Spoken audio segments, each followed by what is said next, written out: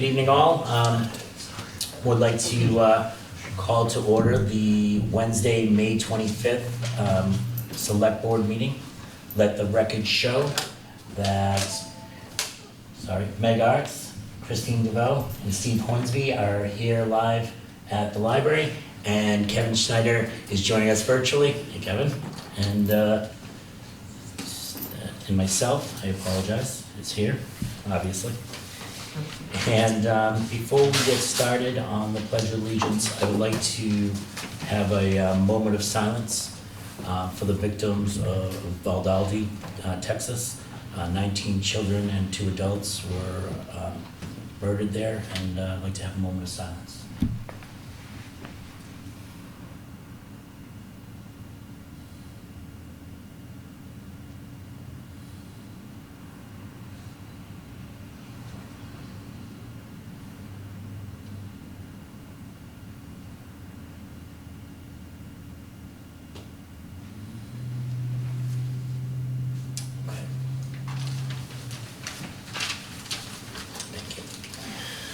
So I would like to now rise for the Pledge of Allegiance, and Mr. Wiggins usually leads us in the Pledge of Allegiance. Yeah, I pledge allegiance to the flag of the United States of America and to the republic for which it stands, one nation, under God, indivisible, with liberty and justice for all.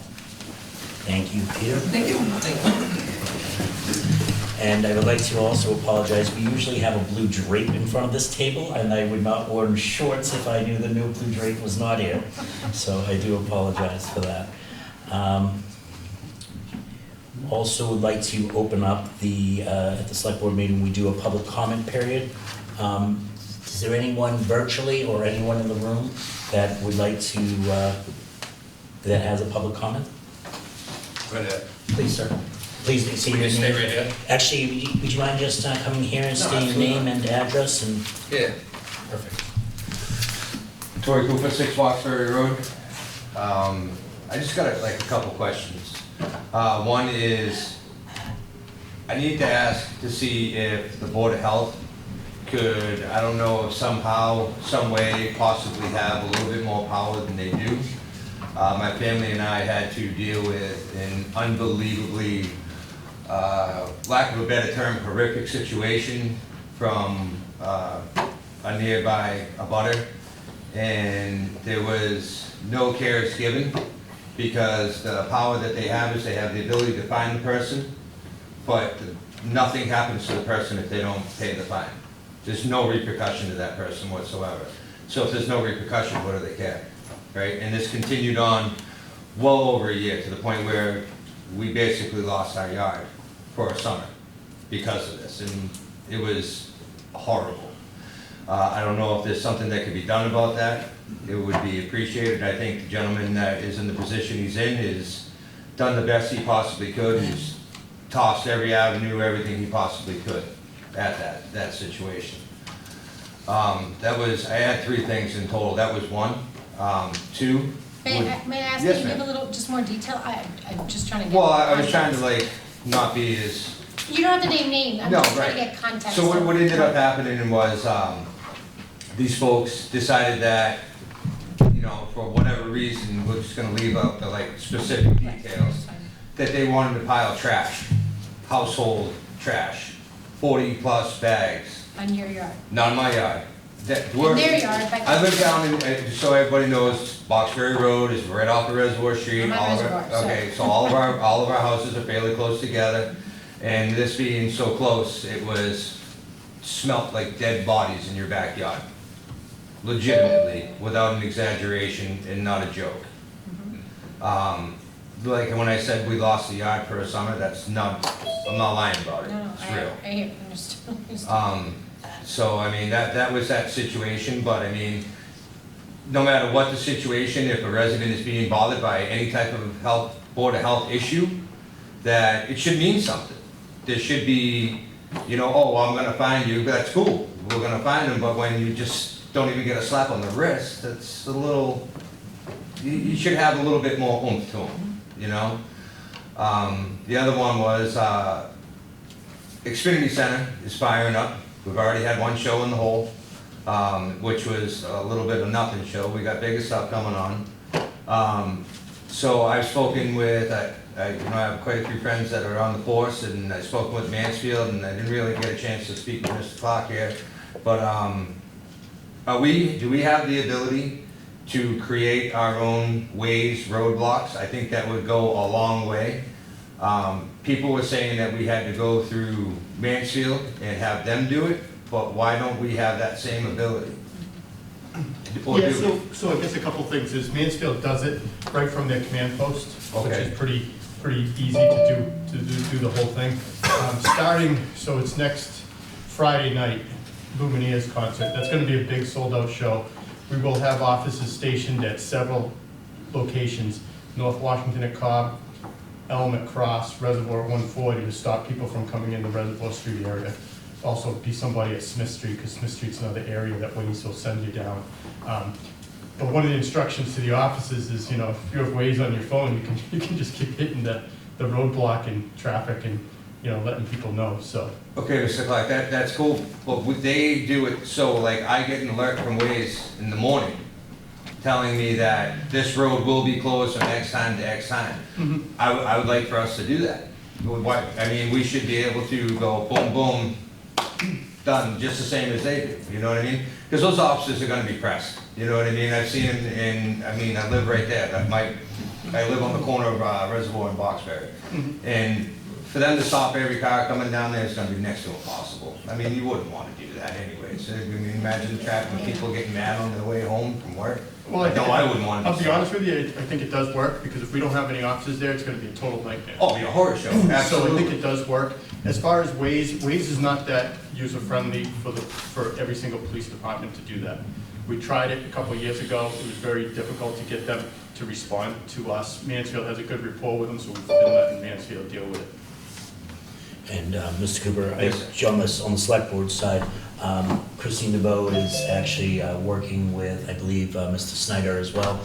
They're going to be meeting with the town manager, town manager, the public safety office and traffic officers to address concerns to address some of the concerns that you have. Christine also lives off the reservoir, so we're I apologize, two, yeah, right, so yeah, I'm just saying, we have two yeah. of us that are No, like Kevin, feeling do your pain, so we Yeah. are trying, It's been working good. You guys have been doing a great job. I'm not saying that, but I just think it would be a little bit easier for you and the boys out on the road. It might help them, And I don't know much about the ways. I know how to plug my stuff in and get there, you know what I mean? Yeah. Other than that, I can't speak otherwise, you know what Is I it mean? Mansfield Town Manager Kevin Dumas, Mike? Yeah, that's correct. And so we will, I know, Christine, do you know when that meeting, when's that meeting? It hasn't been confirmed yet. Hasn't been but confirmed. we're It's in hoping- sometime in June, We're so- hoping soon. Yeah. Okay. And so we will, if you watch, what we'll do is we'll get your contact information, maybe Steve, before you walk out the door or anything, can write it down. We'll pass it over to Christine, we can do a follow-up with you Yeah, that's from that fine. meeting Yeah. and see what came out of it. Can't guarantee anything, but it's the conversation starting. Any step forward is a step ahead, right? Absolutely. And you said there was a third thing, so. Yes, sir. So the third thing is something that we've been discussing for a while. We discussed it last year, I was on with y'all last year and we spoke about it, right? Was the Norton Reservoir boat ramp, beach, boat ramp, whatever we wanna call that, right? So it's already fired up this year, it didn't take long. Like I said, my son and I were always down there, I live right down the end of the road, so my son, every time I get home, let's take a bike ride, Dad. Well, we go for a bike ride and then there's always a million people down there. Which is fine, it's great because people are getting out there using the lake like they should, right? Well, when you have other states now sending folks from Connecticut, New Hampshire, Rhode Island up here, it's creating a problem. You have to have some sort of way of controlling that ramp, the area around the ramp. There's been, there's a bunch of posts about it on their Norton neighbors about how, folks with the kayaks and the canoes can go ahead over to Mansfield Ave because we own that building over there and start using that to launch their stuff from there. The complaint is it's too far away for them to carry. Some folks, I get it, you know what I mean? It is. It's a bit of a walk down that path to put your kayak, canoe, whatnot in. If you got everything with you, yeah, it's gonna be a little bit of a walk. Thing is the folks are coming down there with their kayaks and they're parking one car in where a truck and a trailer should be going, We had a problem with the fire department, what was it, last year? Or the beginning of last summer, right? Yep. We were trying to get one of their boats in there and damn near couldn't because of the way that everybody was parked. We did get a no parking sign that was up there now. It's about 15 foot up the side of a tree. But we do have one there now, and most are abiding by that rule. So some organization to happen down there needs to happen, and it's not like, well, we can get to it. We need to get proactive to it. We need to start stomping feet and get it done, and I don't mind stomping my feet if necessary and helping out and knocking on doors and going around. I mean, you all know I do the Bikes for Kids in town. I don't have a problem opening my mouth and going to talk to folks. You know what I mean? So, I mean, that being said, the other thing was we need to address the couple 238 safety issues that are down there. I know highway's busy, but they got the no parking sign and there's a chain link fence buried in the ground. So everybody comes in to go turn around. We're gonna have one of our fire boys come in there in one of the pickup trucks and he's gonna rip up something on his car because there's a piece of chain link fence sticking out of the ground and a pipe. One of the neighbors had already gone ahead, and I believe it was one of the neighbors, I shouldn't say that, I know, but they cut that pipe up out of the way that was sticking out and protruding into the travel line. I did it. That was you? All right. Right, but that other piece, it's sticking up out of the ground. I'm glad you did do that, because someone was doing that. But other than that, I mean, if we can move that forward too, that'd be awesome. Yeah, let's, so just real quickly, the Yes, 2 sir. points, I just want to ask Chief Clark. Chief, have you started patrols? I know in the warmer months, you do patrols down along there and so Yeah, forth. I know it's tough to maintain. As of right now, we haven't got any complaints. I mean, Keith will tell you, we've had, I don't know how many discussions in the last 5 years now. We've made numerous recommendations, which really just haven't, you know, the neighbors want one thing, other people want another. We can't come to common grounds. I've said, put a gate up there. I've said, do beach parking stickers. Nothing's happened. So, I mean, Mr. Cooper is right about it. Like, nothing has happened about it. But, I don't know, we can't seem to get to common ground. We've mentioned, taking the rocks out so that people don't come across where the house is, and the neighbors don't want that, so, I don't know.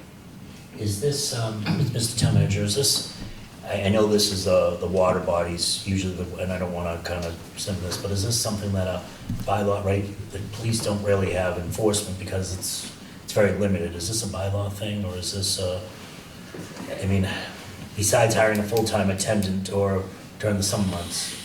Well, I think, as far as the parking, we've been down there to, ticket parking and stuff like that. That's not an issue. The bylaws, and I think Mr. Cooper might have hit on it when he was talking about the health issue down there, down on his road. Like, the bylaws are great, but I mentioned it about, we were talking about something the other day, with Paul and Mike, and like, if we issue a bylaw violation, there's no teeth to it. People are just gonna take it, crumple it up, throw it in the side of their car. Like, it's, the only thing that has teeth is a mass uniform criminal citation or a court complaint. That's the only thing that really has teeth. Parking tickets have teeth too, because if you don't pay a parking ticket, you're not gonna get your car registered, so, or your license renewed.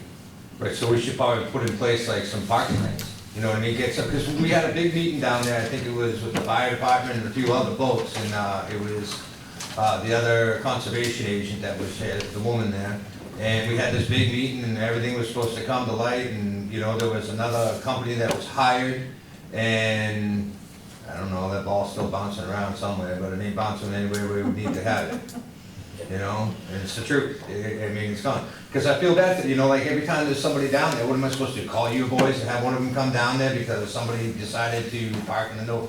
No, you guys have way better things to do than come down and ticket some guy on the freaking, excuse me, on the dock. You know what I mean? But in the same respect, if we don't do that, what leg do we have to stand? Nothing. You know what I mean? And then if the fire department has to come down, then what do we do? Well, I'll grab a boat, throw it in. Right, that's why that sign was put up, so we Yeah. could designate that as a fire lane in order to use that, and that also gave Chief Clark's members some ability there with that.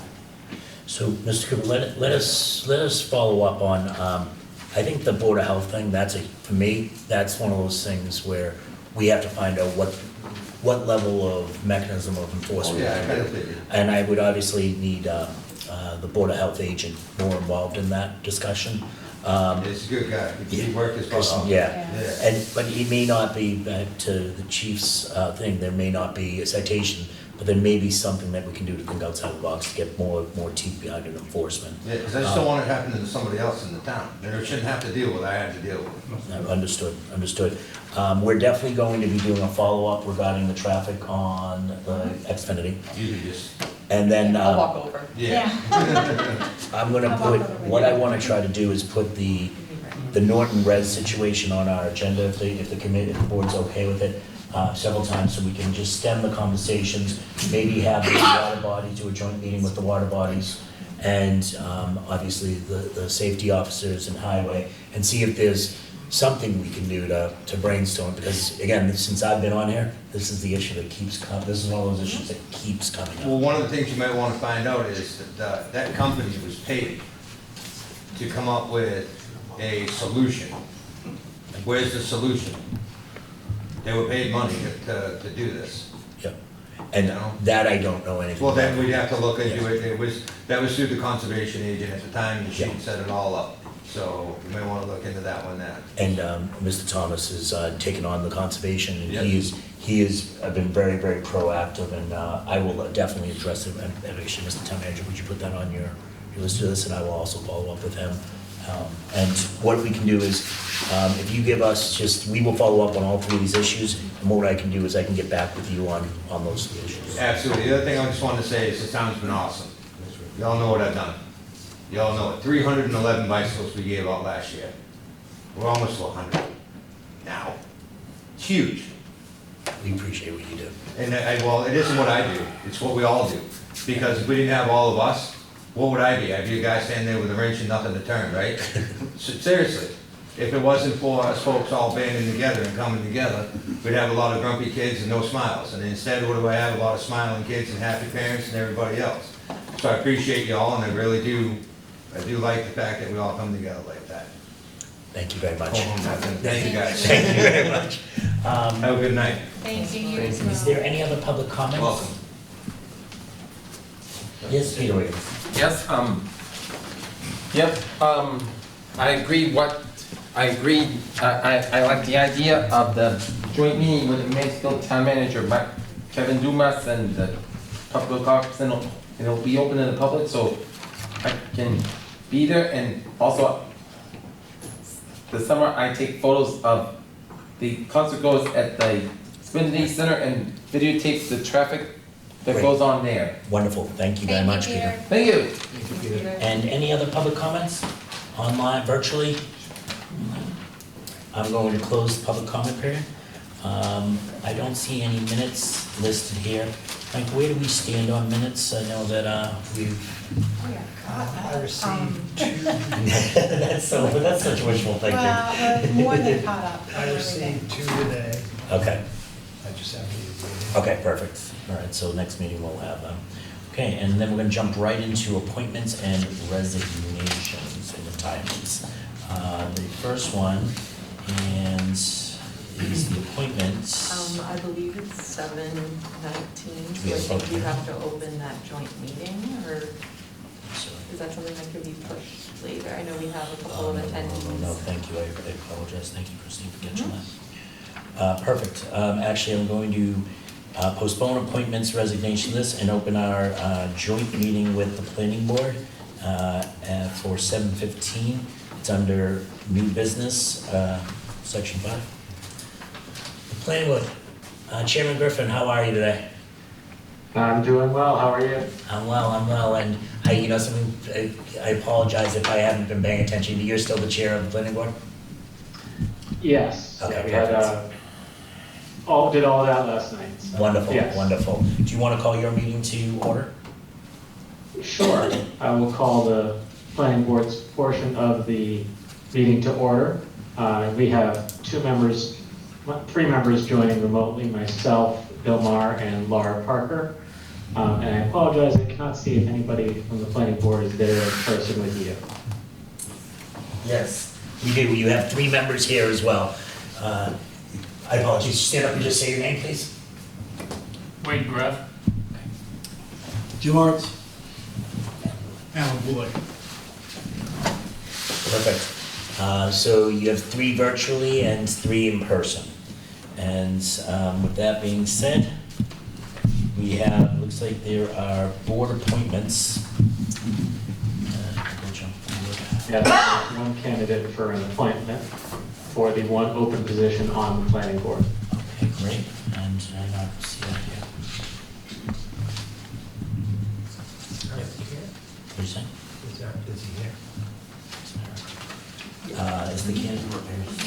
Oh, hi. Would you mind just coming to the stand, please, and introducing yourself? I apologize while I look for the actual letter.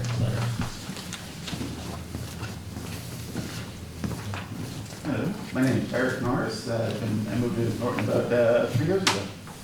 Wait, just step forward a little bit so we have a tight frame. There you go. So now they can kind of see you. There you go. It's I'm perfect. used to Zoom thing, really. Yeah, no worries, no worries. Perfect. Are there any questions for Mr. Morris? No, we appreciate you stepping up. I Yeah. contribute some money. Yeah. But I like it here in Norton, so, yeah. Yeah. Great. Have you had any background in planning? Not planning for civic, but I'm actually manager at Warner Brother Games. Okay. And I work with the customer service there, so we do planning on the business side of things. Actually, I was worried I was gonna be a little later because I had a very late meeting with some contractors. But yeah, that's not on the civic side, but I'd love to learn. Right. But from business side, I have. Well, welcome. We're grateful to have you. Welcome, Eric. Thank you. And from the planning board side, are there any questions for the candidate? I do not have anything further. Did you answer? You asked the one question I was looking at. I was going to put forward, but Eric, thank you for stepping up. I'll see if any of the other members who are here from the planning board would like to ask anything on their own behalf.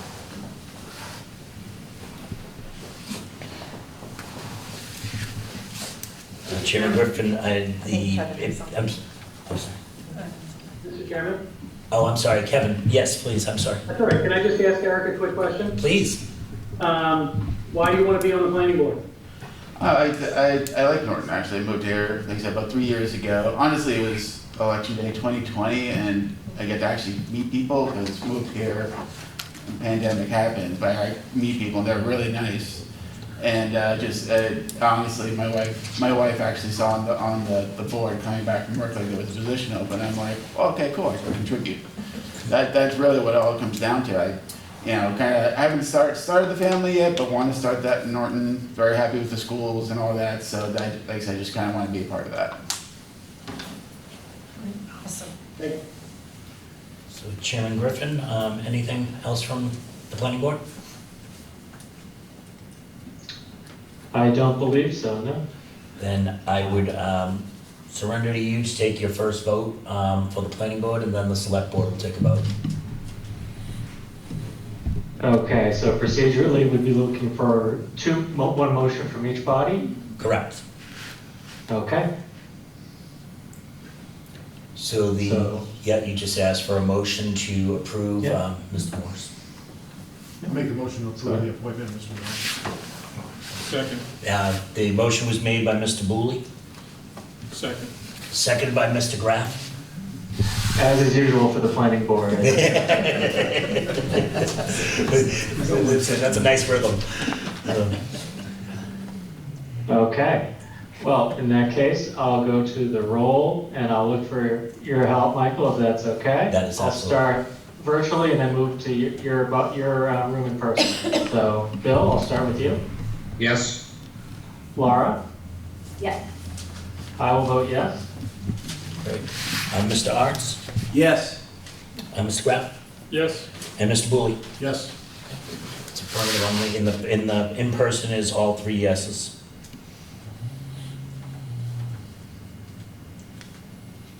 Okay.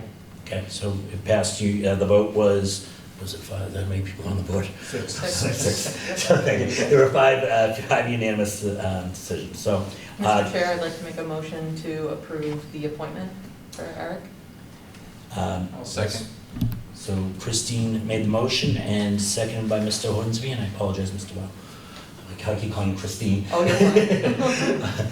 So the chair, because we are, as given as this, we're going to start with Kevin. Kevin? Yes. Steve? Yes. Christine? Yes. Meg? Yes. And I too am yes. Welcome. Okay, welcome, congratulations. Welcome to Norton. Congratulations, and I'm sure Paul, if he hasn't already, will reach out to you in terms of meeting dates, et cetera. Okay, Good luck. And if the planning board would like to close their, yes, the planning board would like to close their meeting? Yes, I'd be looking for a motion from the planning board to adjourn. I move to adjourn. Second. All right, so Mr. Graff to adjourn. We're gonna give it to Mr. Arts as a second, sorry. We're good like that. Okay, and we'll go, just to go through the roll one more time, virtual first. Bill? Yes. Laura? Yes. I will vote yes. Mr. Bully? Yes. Mr. Arts? Yes. Mr. Graff? Yes. All three yeses. Okay. Thank you all very, very much. Planning board is And adjourned. congratulations Thank on you being a very new much, member. Okay, with that being said, let's get back to appointments, resignations, and retirements. The first one is the appointment of Anita, and I apologize, Markinson, to a full-time A-group clerical in the treasurer and tax collector's office. Is Ms. Markinson here? No, I don't see her on Okay. online either. Mike, do you want to just give us a, just an overview? So, yeah, this position is the front window position. And I know the leader goes by the name of Annie, and she lived in Norton for a number of years and was very involved with the Girl Scouts here. And also, she works right now for a home care facility and is looking forward to working in the town of Norton. That's great. I'm going to have Ms. DeVoe read the announcement. Okay, so this is to the select board from Michael D. Units, town manager, dated May 23rd, 2022. Notice of appointment of full-time clerical A-group position. I hereby notify the select board that in accordance with the provisions of Article 4, Section 2, lowercase b of the Norton Charter, acting in my capacity as appointing authority, I have appointed the following individual to the full-time clerical A-group position in the treasurer tax collector's department, Anita Marchison. Said appointment was made on May 23rd, 2022 in accordance with the provisions of the Norton Charter and will be effective June 7th, 2022 unless the select board votes to accept or reject the appointment prior to that date. Thank you very much. The chair would take a motion to approve the appointment. So moved. Second. Motion by Kevin, second by, Oh, not Kevin. I'm sorry, Steve, I apologize. Motion by Stephen, seconded by Meg. And Kevin? You need me this time? Yes, I need you this time, thank you. Yes. Okay. Steve? Yes. Christine? Yes. Meg? Yes. And I too am a yes.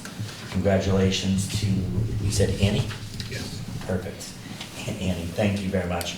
Our next one is the appointment of Craig, and I'm gonna massacre this name, I apologize, Jim Milinski, as a full-time driver laborer in the highway department. Craig here? Would you mind just coming up? Sure. And with you is Mr. Silver, the superintendent of the highway department, and I'm gonna pass the floor to him. How you doing? Good. This is Craig Jim Milinski. He's been working for the highway department for Southern Health for over 4 years. He graduated from college and working for the highway department, he's learned a lot. Plowing snow for us to cutting trees, cemetery, and he just decided he wanted to become full-time, and we have a position open because a guy left the highway department, so I said sure. So I think he'd be a good fit. We pulled him in. Yeah, we need people, we can't find them, it's tough right now. Could be a Great. good fit for the highway. Great. I'm gonna pass it off to Ms. DeVoe to read the announcement. To Select Board from Michael D. Eunice, Town Manager, dated May 19, 2022. Notice of appointment of driver laborer. I hereby notify the Select Board that in accordance with the provisions of Article 4, Section 2B of the Norton Charter, acting in my capacity as appointing authority, I have appointed the following individual as driver laborer. Craig Chimilinski. Is that close enough? That's good. Okay. All right. Said appointment was made on May 19, 2022 in accordance with the provisions of the Norton Charter and will be effective June 3rd, 2022 unless the Select Board votes to accept or reject the appointment prior to that date.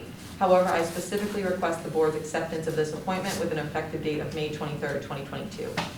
Great. Are there any questions from the board? Seeing none, the chair would entertain a motion to approve the appointment of Mr. Craig Chimilinski.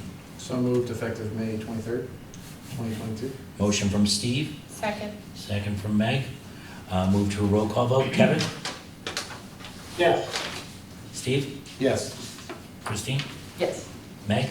Yes. And I too am a yes. Welcome. Congratulations, thank you. Congratulations, thank you. Congrats. Thank you. And continuing with our appointments, we have an appointment of Christopher Haskin as full-time firefighter EMT-B in the Norton Fire Department. Tonight we have Deputy Robbins and Mr. Haskins.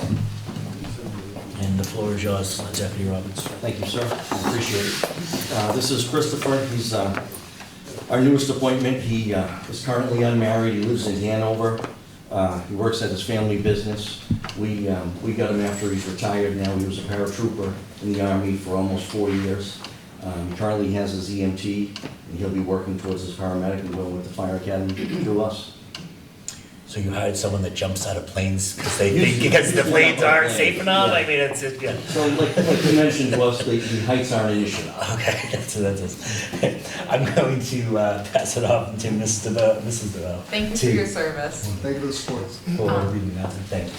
To the Select Board from Michael D. Eunice, Town Manager, dated May 23rd, 2022. Notice of appointment of permanent full-time firefighter EMT Def-B. I hereby notify the Select Board that in accordance with the provisions of Article 4, Section 2, lowercase b of the Norton Charter, acting in my capacity as the appointing authority, I have appointed the following individual as permanent full-time firefighter EMT-B in the Norton Fire Department, Christopher Haskins.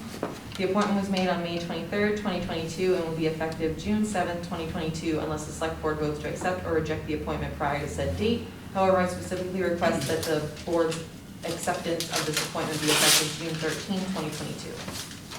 Thank you. Any discussion from the board? So I just have one, if that's okay. Deputy Robin, what's the training look like and what's the onboarding and academy look like? Right now, I don't believe we have a date for him until October. With that, we'll get him on board. He'll start working through. Chief Simmons is also on board if he wants to speak into that. But yeah, that's correct. The Academy's about 7 to 8 months out right now. Okay, great. So we're looking to have Chris start June 13th, start going through his orientation process. As soon as he goes through his physical exam and physical agility test, we can secure an academy date for him, but it's going to be about 7 to 8 months from then. Okay, great. Yep. Great. Any other questions from the board? I'll do the Michael Tool question. Chief, how does that make you staffed up? I was waiting, I thought that was a good question. Pretty good. I thought that was expected, I was ready for that. That's a good one. I see what you did there. Yeah. Yeah, so that's going to bring us to 10 on shift on paper still, right? So we have 3 scheduled to start the academy in August, so we won't be able to count them probably till early January. And then, I'm anticipating with Chris, we're probably looking at next spring before we'll be able to count him towards manpower. So if nothing else was going on, next spring we'd be at 10 on each shift. However, we have one retirement that's going to take place definitely in September. We have another person on long-term injury who, there's a chance he may not be able to come back. So that's going to put us down, another 2. So, we're doing the best that we can to stay, staffed. Yeah. This is either for yourself or the deputy. Where does that put us with Charlie? I know that 11's always been that magical number to try to keep Charlie open. Does that put this at risk at all of just staffing wise? With the injury and the retirement and? I'm sorry, Mr. Tool, I can't, it's very low now, I can't hear you. My question is about Chartley. I know that there's, 11 has always been the magical number for Chartley. 11, you know, with an injury and the retirement, does that put, are you still able to keep people at Chartley? Yeah, currently we are. Okay. So we need to have a minimum of 8 on duty to be able to operate the Chartley station.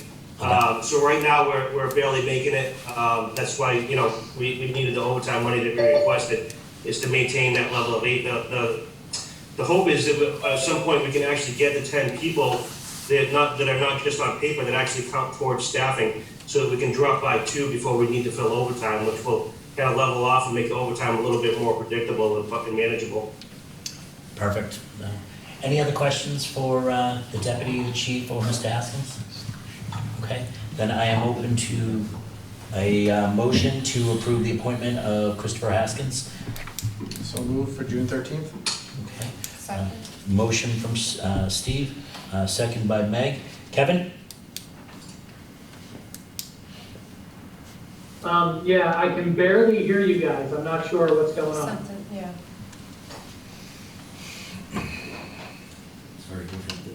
So let's, yeah, people not being able to hear me, that's kind of a rarity. Kevin, is that better?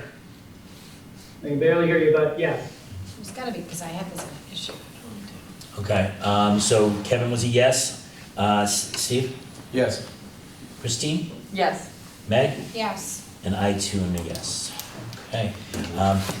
Kevin, are you having trouble hearing everybody, or was it just Mike? Thank you. I think you're all. Congratulations.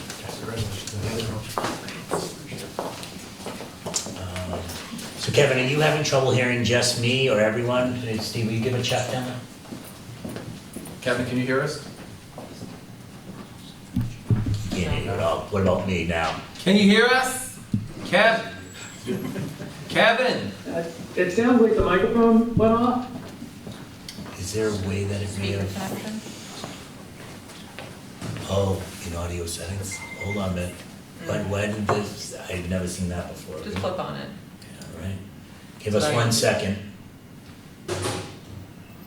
This, Yes, it's maxed out. It's the Samsung. yeah. What about the mic test? Microphone, is this supposed to be Samsung? No. That's just the regular microphone. Yeah, You can put that up a little bit just to see. I think that might be, we're gonna, Funny that it just happened like that. there's a lot of things.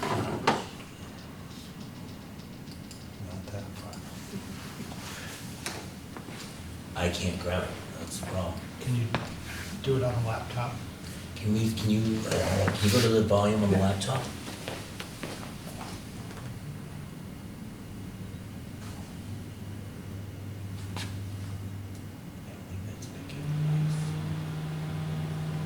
Also 4:39 on the laptop time.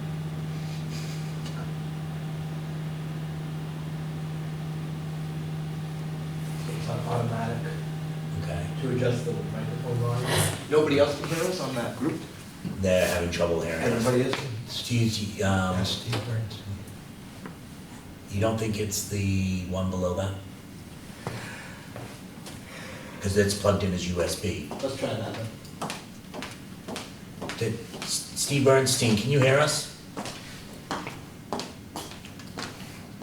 Kevin, can you hear us? Okay, it's not that. Okay, back to that. That's where we. Guys, can you hear us?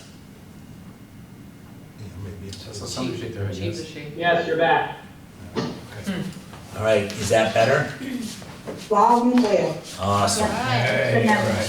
Thank God. I was told I would not be doing technical. All right, perfect. Sorry, motion to adjourn? Yes, absolutely. All right, so let's keep moving on here and pick up the pace a little bit. The appointment of Ellen B. Martins as the alternate member of the Norton Council on Aging. And is Ms. Martins here? You want to see your mic? Do you know anything? Or you She just submitted a letter. whatever. Letter. Yeah, do you mind, Christine? Thank you. So this is dated May 13th to the Select Board. Greetings, Select Board members. My name is Ellen Martins, and I retired on June 30th, 2021. I've been a resident since 1995, and I've raised 2 children in Norton. I'm writing you to express interest in filling the vacancy of alternate board member with the Norton Council of Aging and Human Services. I attended their May 12th meeting and discussed my interest in joining the council. I look forward to participating on this board in support of our community. Thank you for your review and consideration. Okay. The chair would be open to a motion to approve the appointment of Ellen B. Martins as an alternate member of the Norton Council of Aging. So moved. We'll keep it going. Steve made the motion. Second? Second. Meg second. Kevin? Yes.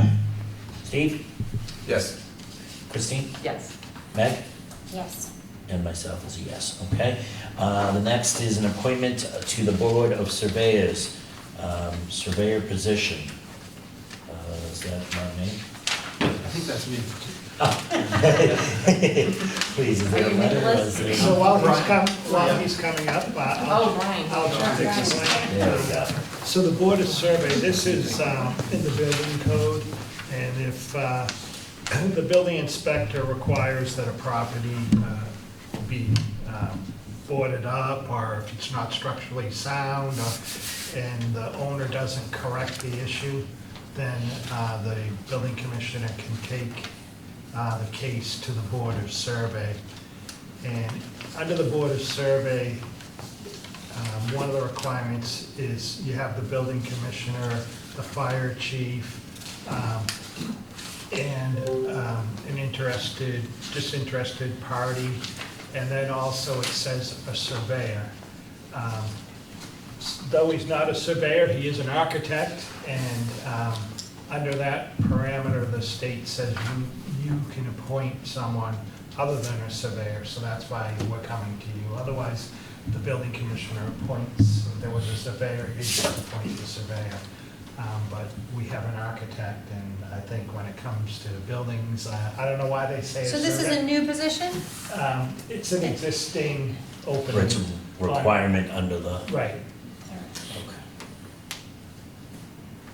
okay. And Mike, was there an appointment? There is.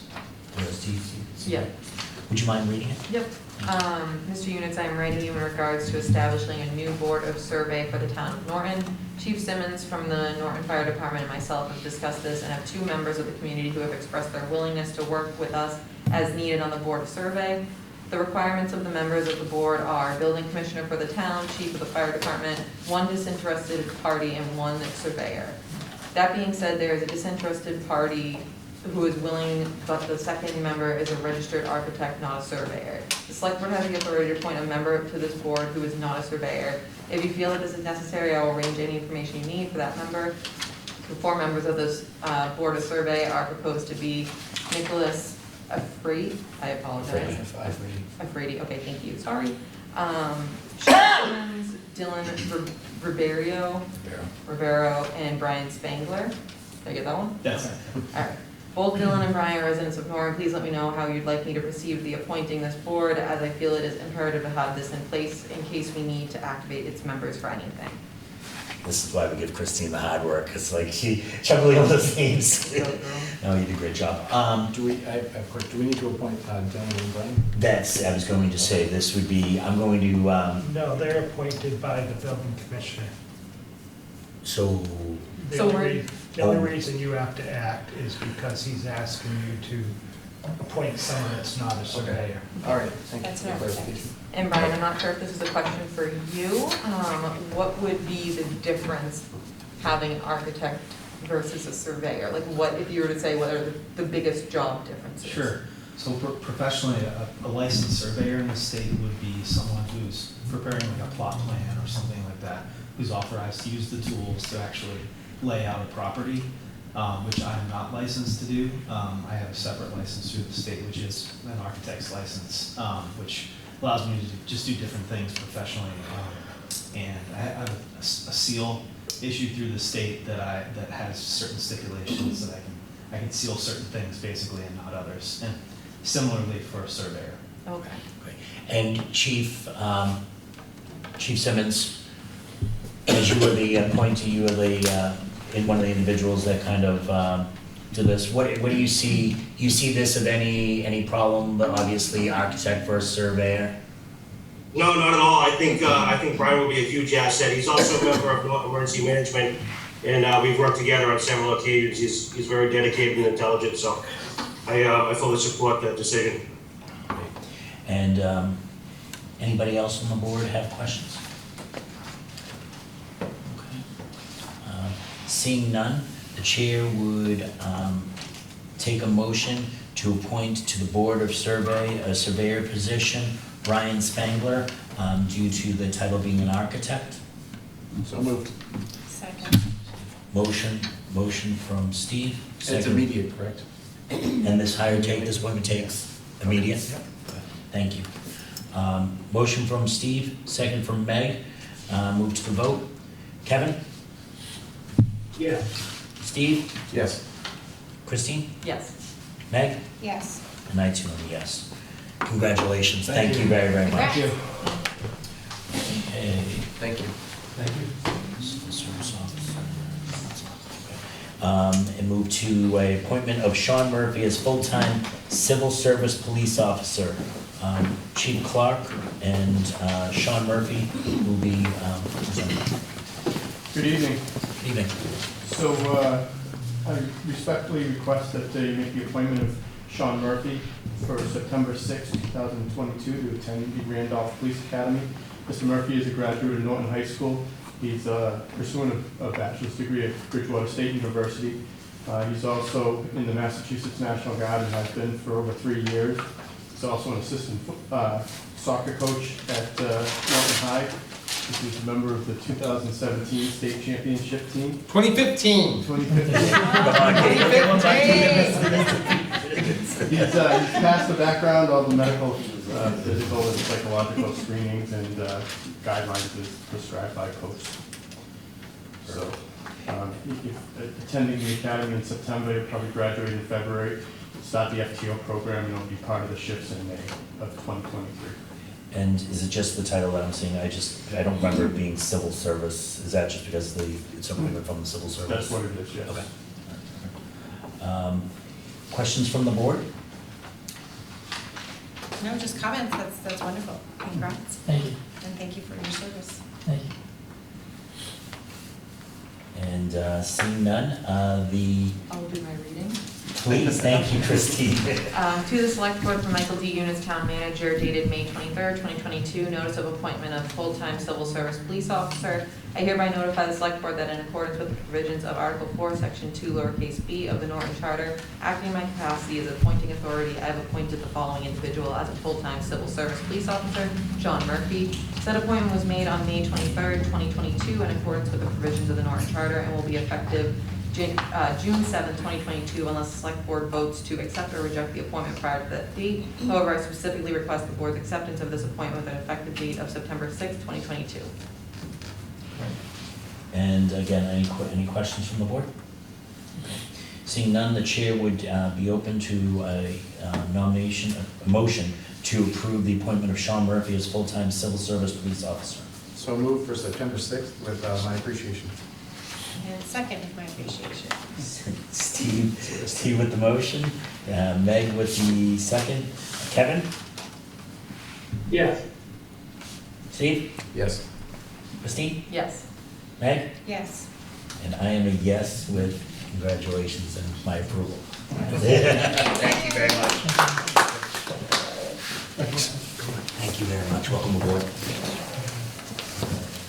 Thank you. Yes, on?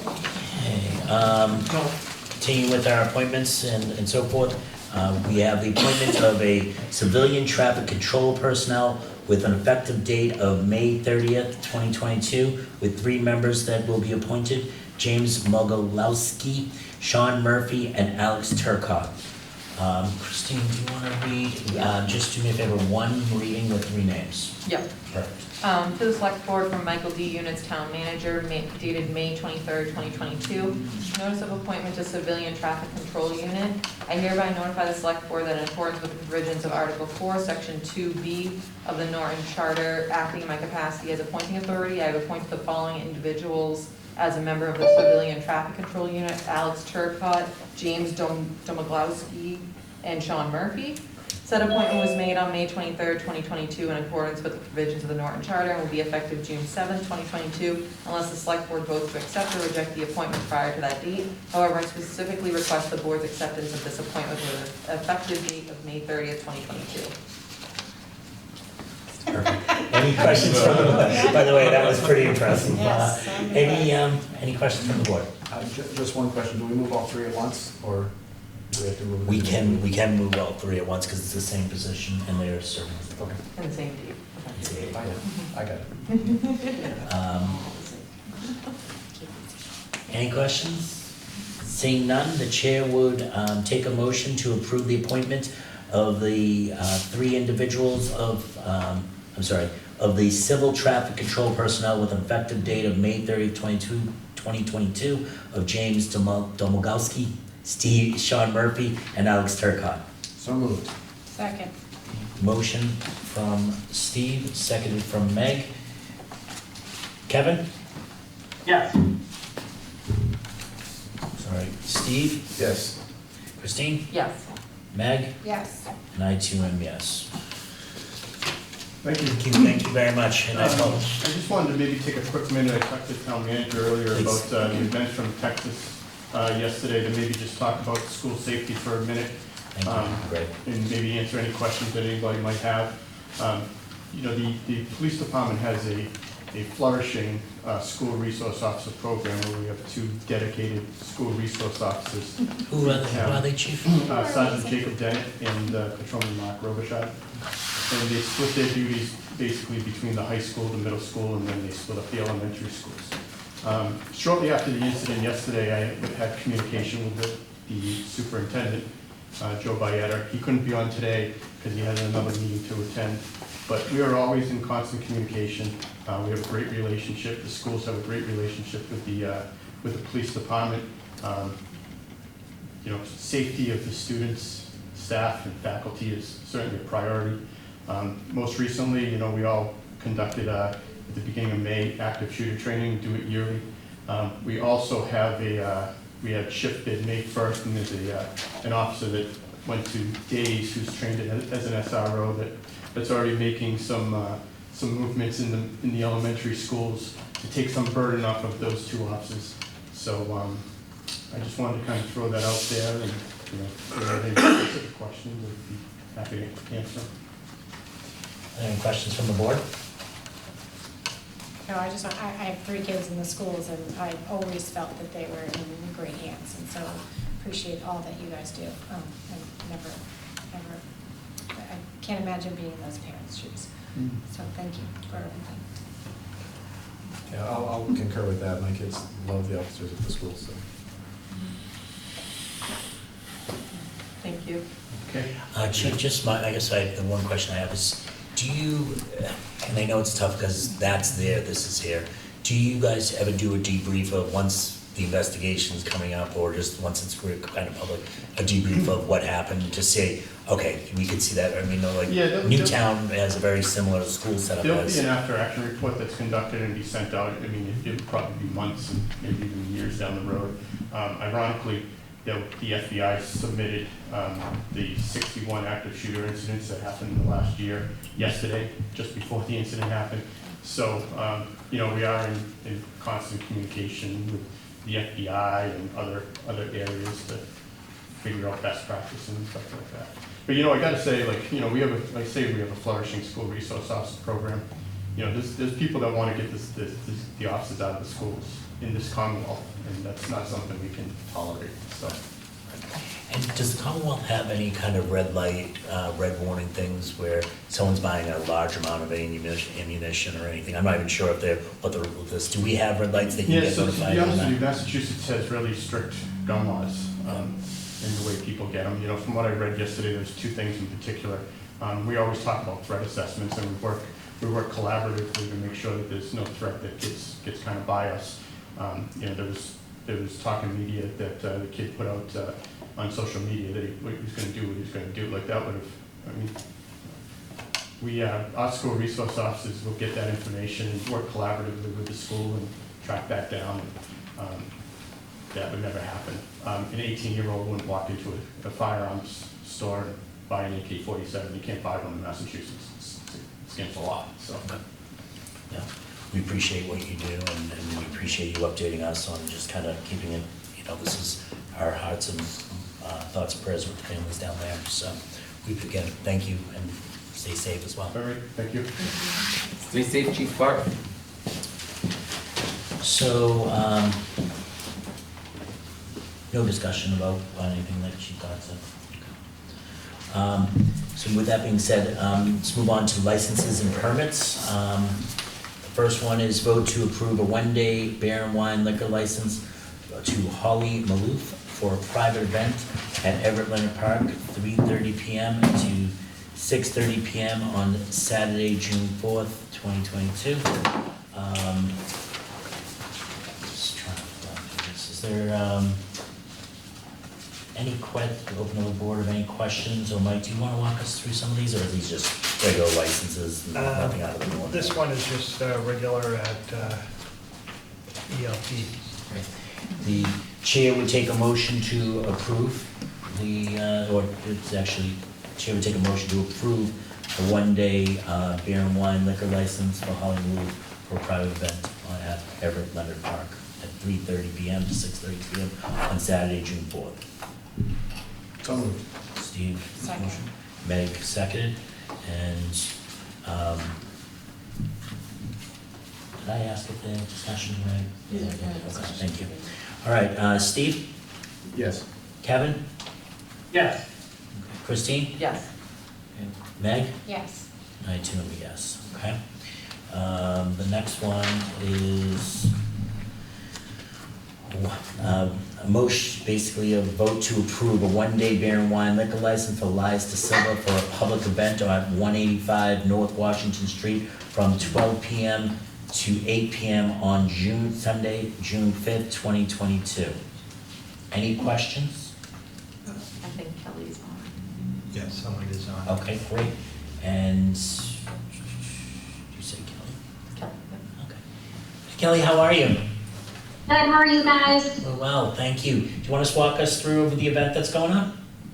Yep, we're just having a Brazilian party. It was actually supposed to be private. That was an error on our behalf.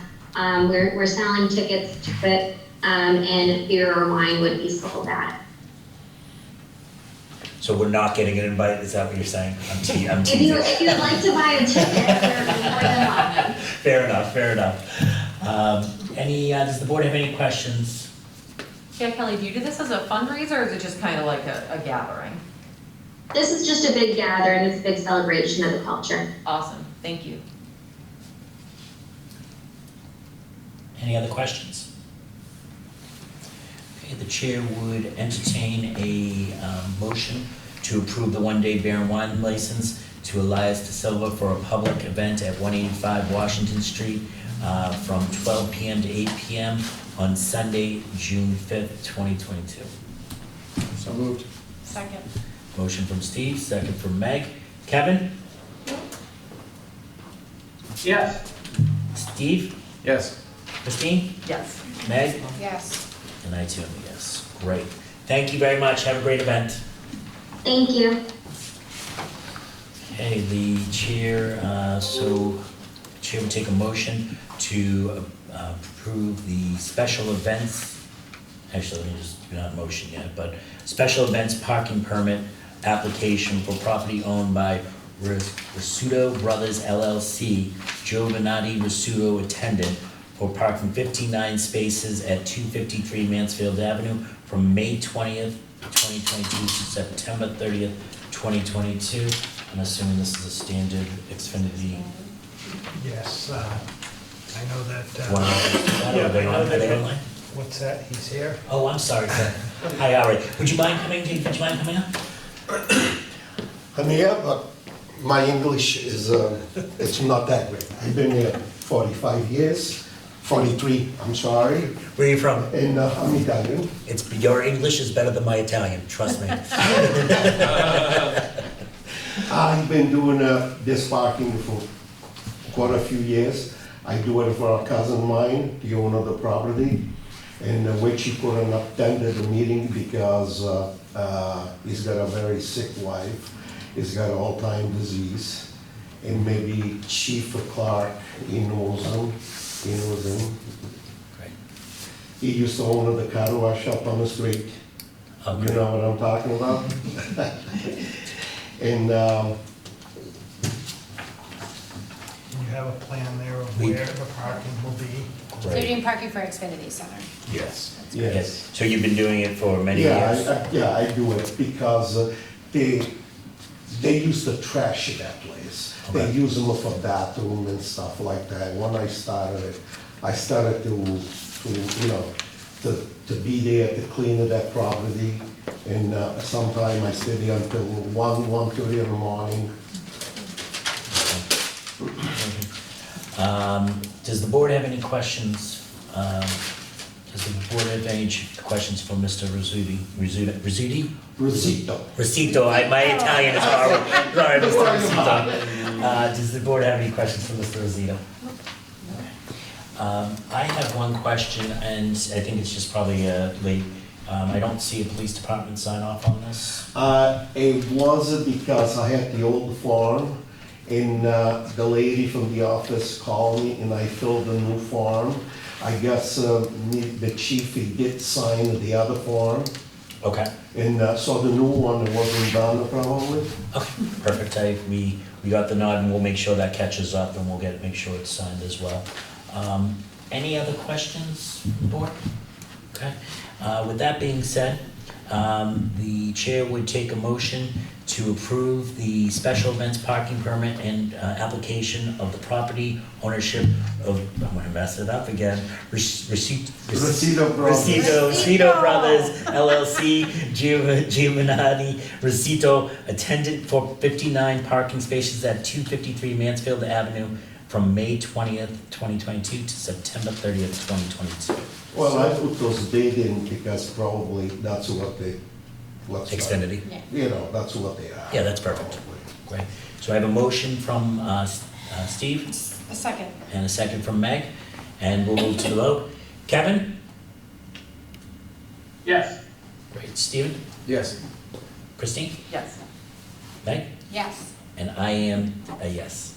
Thank you, sir. Yeah. Thank you for being patient. I know we've had a full agenda tonight. No problem. So, great getting to know you. We appreciate it. And Thanks. Good luck. the permit will be available at the town hall. Tomorrow night, I think, no, I'm sorry, I mean, I'm not putting any pressure on you. Can you get over there? Can you get over there and get the permit now? It's open till 7 o'clock at night. Yes, sir. I don't wanna do it without the permit. I know. Okay.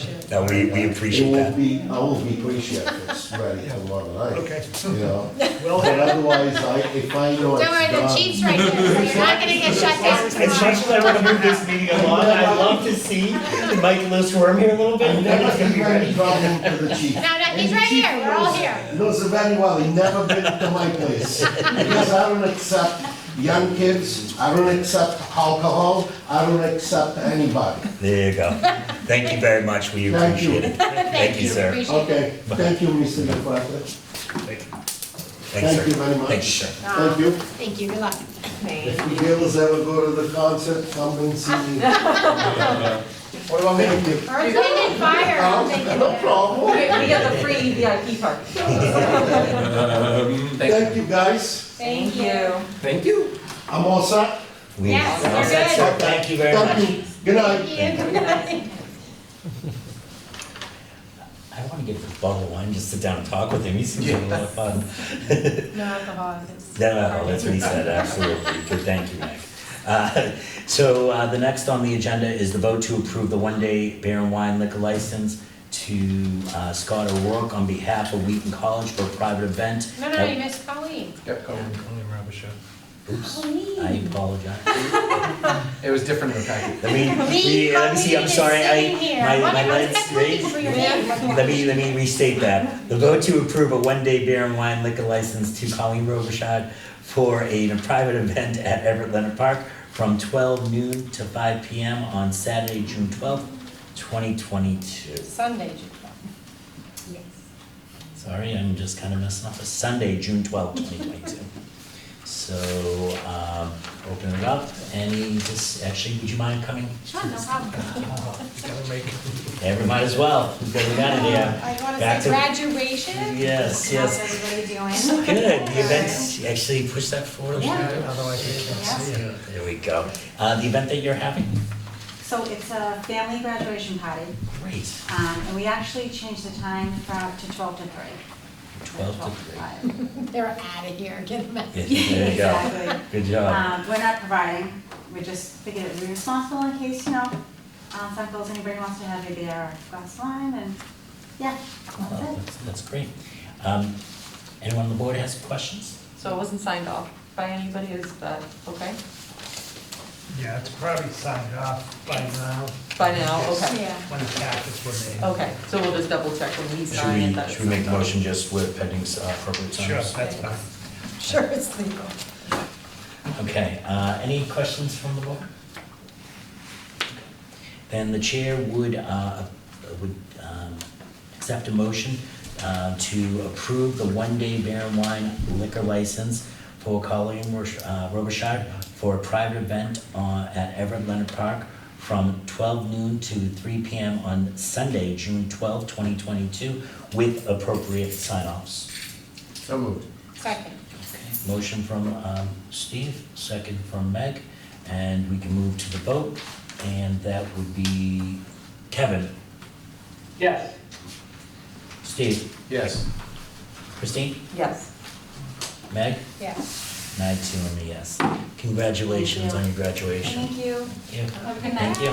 Thank you. Thank you. As I was trying to jump forward here, let's jump right into it. Vote to approve a one-day beer and wine liquor license to Scott O'Rourke on behalf of Wheaton College for a private event at Wheaton College as follows. There are three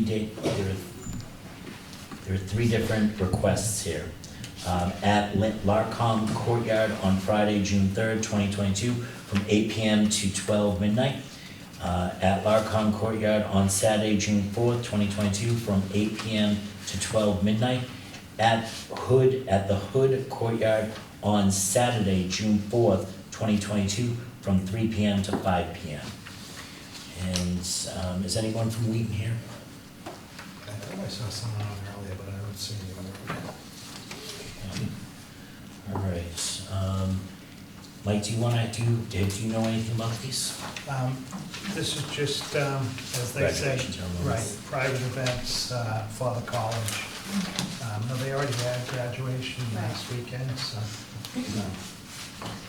So it says on there 2020 graduation. Yeah, I That's think an it's error. I think it's 2020's graduation. It, Yeah, there, okay, coming back. got it. That's pretty cool. Reunion. That's Oh. cool. Since they missed out. Yeah. That is cool. Okay, any questions from the board? Okay, so the chair would entertain a motion to approve one-day beer and wine license to Scott O'Rourke on behalf of the Wheaton College for a private event at Wheaton College as follows, or as listed down below, for Friday, June 3rd, 2022, 8 p.m. to 12 p.m. midnight, Saturday, June 4th, 2022, from 8 p.m. to midnight, and Saturday, June 4th, 2022, from 3 p.m. to 5 p.m. So moved. Second. Steve, motion, Meg, second. Kevin? Yes. Kevin's a yes. Steve? Yes. Yes. Christine? Yes. Meg? Yes. And I too, yes. Okay. Moving to announcements. So, Christine, do you want to do announcements? Sure. Thank you. So the town offices will be closed on Monday, May 30th, 2022, in observance of Memorial Day. And the Memorial Day Parade will start at 10 a.m. at the Yale School. Perfect. And anyone else for announcements? And I'm trying to actually take a picture of it. There is a blood drive. The police are putting on a blood drive. Give me just 1 second and I will get to it. Here it is. The Norton Police Community Blood Drive at the Norton Public Library, 6 East Main Street, Norton, Mass. Tuesday, May 31st from 1 p.m. to 6 p.m. And everyone is the public is welcome. Any other announcements? Okay, perfect.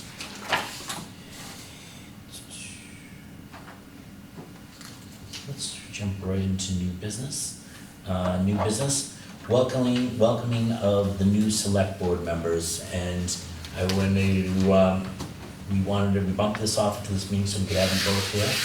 And wanted to welcome both Kevin Snyder and Steve Hornsby and give you an opportunity to address the board or the community or say hi or and anything good like that. You want Kevin to go first? Or? Yes, Kevin, why don't you lead us off? Oh, thanks, Steve. No, I just had a quick, just wanted to say thank you for the welcome. I'm looking forward to working with everyone on the select board and with the town manager. And I'm sure I'm going to have a lot of questions, so I'll try to keep those relevant and to a minimum. Yeah, just everybody's been very welcoming already so far, and I appreciate putting the welcome off a couple of weeks since I couldn't be at the first meeting. So great to see everybody, and thank you again. That's all I got. Thank you. And Steve? All right, since I had a few weeks to prepare, I should take the podium. No, I just want to thank everybody. Everybody's been fantastic and to work with so far. Every question I've had has been answered, and I look forward to working with everyone here. Great. One of the observations that we made as a group, and I think with the last 3 years, me coming new into the board, Meg and Christine also coming new on the board, is that there wasn't a binder or an onboarding packet. One of the things that I know I worked with Jen Reed and with Mike on was to put together the collection of an onboarding binder, which included the bylaws, the charter, the town charter, bylaws, contact information of all the departments, and I believe in its Robert's rules as well. We'll add the cheat sheet. We're going to add the cheat sheet. We'll add it again. Christine actually just put together Robert's rules, just kind of understanding the Robert's rules or a cheat sheet for Robert's rules. We can put it in there as well. I think that was it. I would encourage you both to, like, do these binders, are these binders at the town hall now, or would they ever go up? I think there's still. Okay, so I encourage you to kind of pick them up at the town hall and go through it, just to, like I said, there's every day I learn something new about the charter. So I tell you to kind of review and so forth and go from there. But welcome to both of you. And Christine or Meg, do you have any comments or? No. Congratulations, and we're happy to have you. Yes, ditto. Thank you. Okay, that's all the welcome you get from now on. Welcome. Let's get to work, all right? Now we're in trouble. 3 years. So, the item new business, item number 2, the treasurers, we've been requested to put that off to the next meeting for the treasurer. She's not ready to just kind of present that to the group. So next meeting that will be, we'll bring that up. And now on new business, one of the things that we obviously have 2 new members, but after every election, the select board looks to reorganize. We currently have 5 members, all of equal value, but we have just for the organization, we do have a chair, a vice chair, and a clerk. That is a position, and we usually do reorganization of those 3 positions. At this point, because everyone is eligible, I am not the chair, I'm just the acting chair because I was the last vice chair. So at this point, I will pass this over to the town manager to lead this part of the meeting. You cannot take the gavel. So, Thank you. So, I'll do the chair part and then turn it over to the chair after that. Perfect. So, is there a nomination, any nominations for chair of the boards, of the select board? Almost got it. I'll nominate Mike Units. Mike Units, oh my gosh. Thank you, congratulations. See, I'm too quick. There you go. I'm gonna nominate myself. Okay. So, Michael Toole and Meg Arts. All right. Any other nominations? Is there a motion to close nominations? Motion to close nominations? Second. Seconded, motion by Christine, seconded by Steve. Steve, Mike. what's that? No, to close. Oh, yes. Christine, Yes. Meg, Yes. Mike, Aye. and Kevin. Yes. Okay, nominations for chair are closed. So I'll go down the line. Do we have a chance to speak? or- Yep, does anyone want to speak that is nominated? Yes. Okay, go ahead. I'd like to be the chair for the, since coming on the board, I first took on the clerk role in the last year. I've served as the vice chair. Since that time, I've worked very closely with both the chairperson and learning of the previous chair, Jack Conway. He taught me a lot, kind of just understanding what the position entails. Sometimes I was maybe a little bit confused, and he kind of straightened me out, but also worked with Mike Units, and I think this position requires a lot of effort and energy to work with the town manager, with the organization, and my goals, as chair, would be to try to look at how we could encompass as a board, improve the budget process. I think that's a major part of it. I think there are some initiatives, such as the looking at the what's going to be proposed this year, the Department of Public Works and so forth. So my hope is, if I could chair, to kind of champion those things through. Although the Department of Public Works, even as a board member, obviously I'd be hoping to champion those through. So that's pretty much what I have to say. So I give this a lot of thought, and trust me, this is actually, believe it or not, I've been elected twice. I've had to fill a special seat, and then was elected when Christine was elected. I've been sort of in the back seat role and sort of observing and watching sort of how the process is sort of unfolded. I gotta admit, my biggest frustration has sort of been sort of how we have, as a board, sort of been ineffective and yet effective at the same time, in terms of I don't think our meetings are as efficient and as they could be. I look at the role of chair, and again, I could be wrong, but my interpretation of the chair's role is, we are a volunteer board that we're going to run a town meeting, and so what I think I could bring to the table is I run a lot of meetings in my place of work. I've been doing it for my whole professional career, run large teams of people, and it is about being organized and efficient, and how do we best utilize all of our time. And so that was where I sat back and thought, you know what, I think this is a skill set that I can lend to the group. So that's why I wanted to run for board. There's no personal agenda here. There's nothing else that this truly is about. I want to, we are all volunteers, and I want this to be the best experience that we can, and we can serve the town of Norton to the best of our ability. So that's why I want to run. Okay. All right, I'll call for a vote. Steve? Mike. Christine? Meg. Meg? Meg. Michael? Michael. Kevin? Meg. Okay. That's 3-2. Meg is the chair. I got one of these at home, my mother was a former judge. Now, do you want to do the vice chair, or do you want me to continue doing these? No, I'll go ahead. Well, thank you. And again, I'm here for one purpose and one purpose only, is to make this the most efficient use of all of our time. So hopefully I can deliver on that. That being said, I also think it's super important to have all parties that are working together. And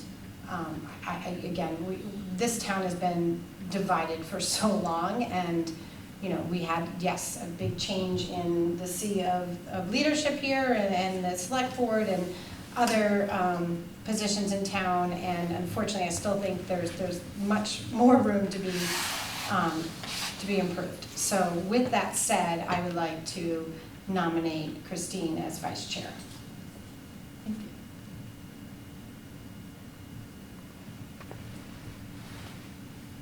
you. You're the chair now? So would I take a motion? Yeah, ask for a motion for. I would like to ask for a motion to nominate Christine as vice chair. So moved. Second. So I'd like to take a roll call. Kevin? Yes. Steve? Yes. Christine? Yes. Michael? Yes. And I too am a yes. Congratulations. I would also, as chair, I'd like to take a nomination for the position of clerk. Would anyone like to make a nomination for the position of clerk?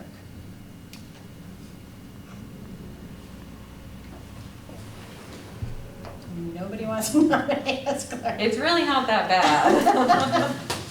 Madam Chair, Yes, I'll nominate myself. excellent. We welcome that. Motion to approve to nominate Kevin as the next clerk of the select board. So moved. A second. Wait a second. Okay. Steve? Yeah, yes. Christine? Yes. Mike? Aye. Kevin?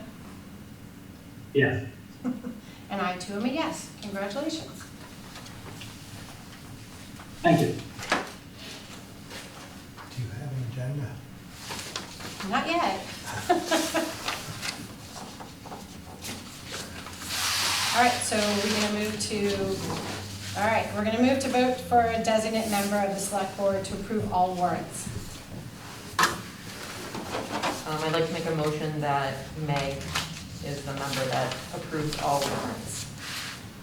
But I need a designate member. Oh, no, you designate a member, so we designate you and then you get an alternate. All right.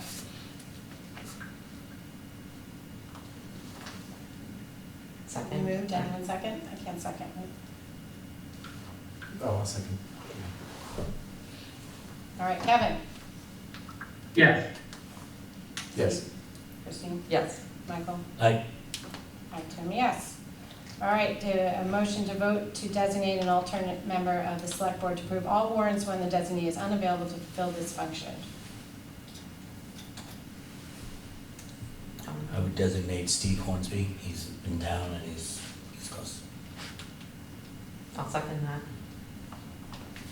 We'll go to a vote. Kevin? Yes, to see if he accepts it. Do you accept? Can I think All about right, it? yeah. Yeah. You can think about it. You got 2 seconds. So Kevin, you're a yes? I'm a yes. Christine? Yes. Michael? Aye. Yes. And I too am a yes. Congrats. And we need to vote to appoint a temporary member to the permanent building committee. Madam Chair. Yes. Michael, did you have any conversation with Jeff Conlon about this? I did not. Okay, could we table this to another meeting? Mr. Town Manager, do we have any permanent building committee meetings between now and our next meeting? If you know off the top of your head. Let's see. think there may be one. Madam Chair? Yes. Yeah, I just want to make sure, because I think it was discussed at the last meeting, that this does not have to be a sitting member of the select board, correct? Correct. There was some kind of interest from Jack, so we were going that route, but no, absolutely. I'm sure Jack would actually appreciate any other nominations. Yeah, they have a meeting on June 6th. Okay. Kevin, do you have anyone you wanted to nominate? No. No? Okay.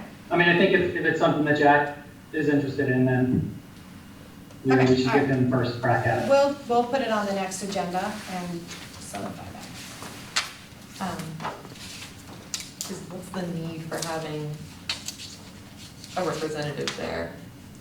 Is there a dire need for the next meeting? Mr. Town Manager? Probably, I don't think so. Okay.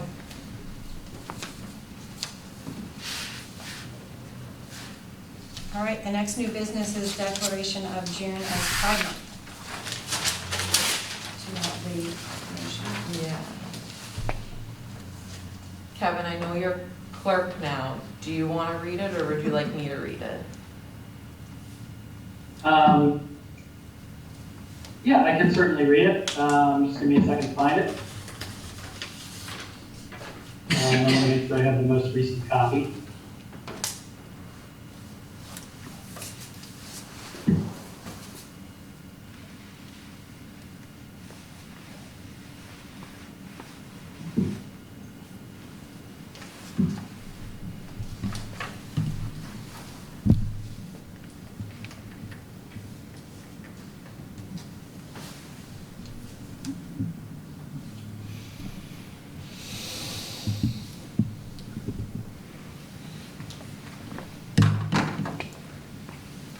All right.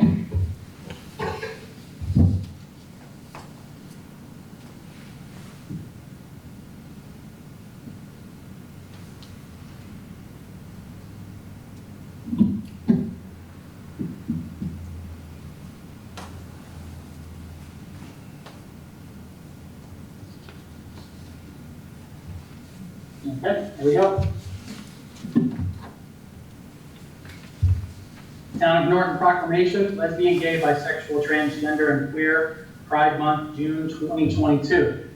Whereas the town of Norton is a welcoming community and an exceptional place to learn, live, work, play, and raise a family.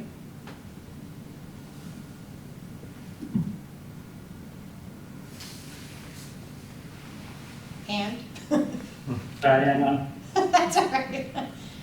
Whereas Norton recognizes the importance of equality and freedom, and whereas the nation was founded upon and is guided by a set of principles that includes that every person has been created equal, that each has rights to their life, liberty, and pursuit of happiness, and that each shall be accorded the full recognition and protection of law. And whereas the town of Norton, lesbian, gay, bisexual, transgender, and queer community are a vital part of all fields and professions and contribute to a stronger community. And whereas the Norton LGBTQ+ Alliance formed within the last year has a mission to create a sense of community in the town to help Norton become more visibly inclusive. And whereas LGBTQ+ Pride Month in Norton will be recognized with a unique yard sign created by a Norton student as a symbol of this inclusion. And whereas the town of Norton is dedicated to fostering acceptance of all its citizens and preventing discrimination and bullying based on sexual orientation and gender identity. And whereas Norton is strengthened by and thrives upon the rich diversity of ethnic, cultural, racial, gender, and sexual identities of its residents, all of which contribute to the vibrant character of our town. And whereas the Centers for Disease Control recognizes that LGBTQ+ teens are at higher risk to be victims of violence and have increased suicide rates.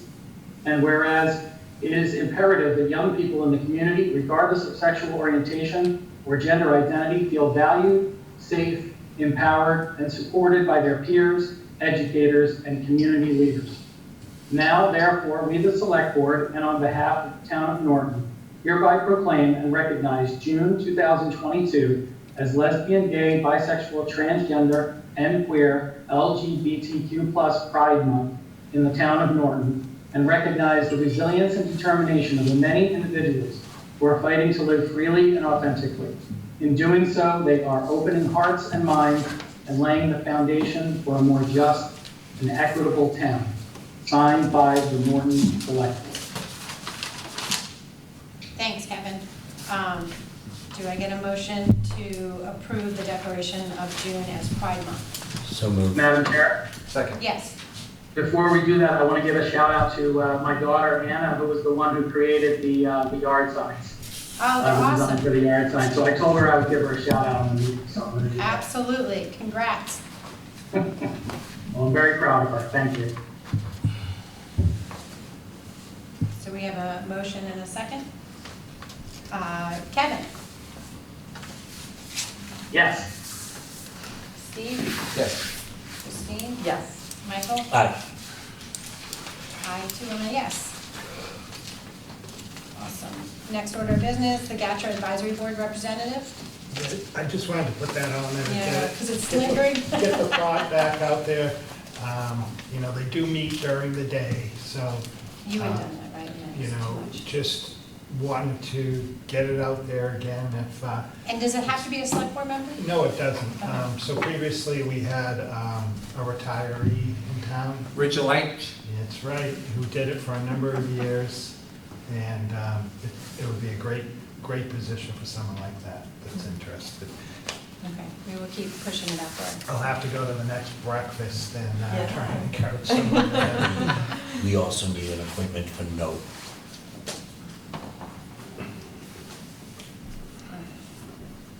We're gonna put on appointments for the next, we're gonna get the rest pushed out. Next order of business, the spread commission representative.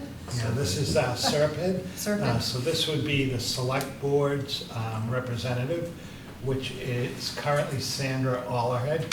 And I did talk to Sandy, and she is interested in continuing in the position, and I know she's on tonight, so.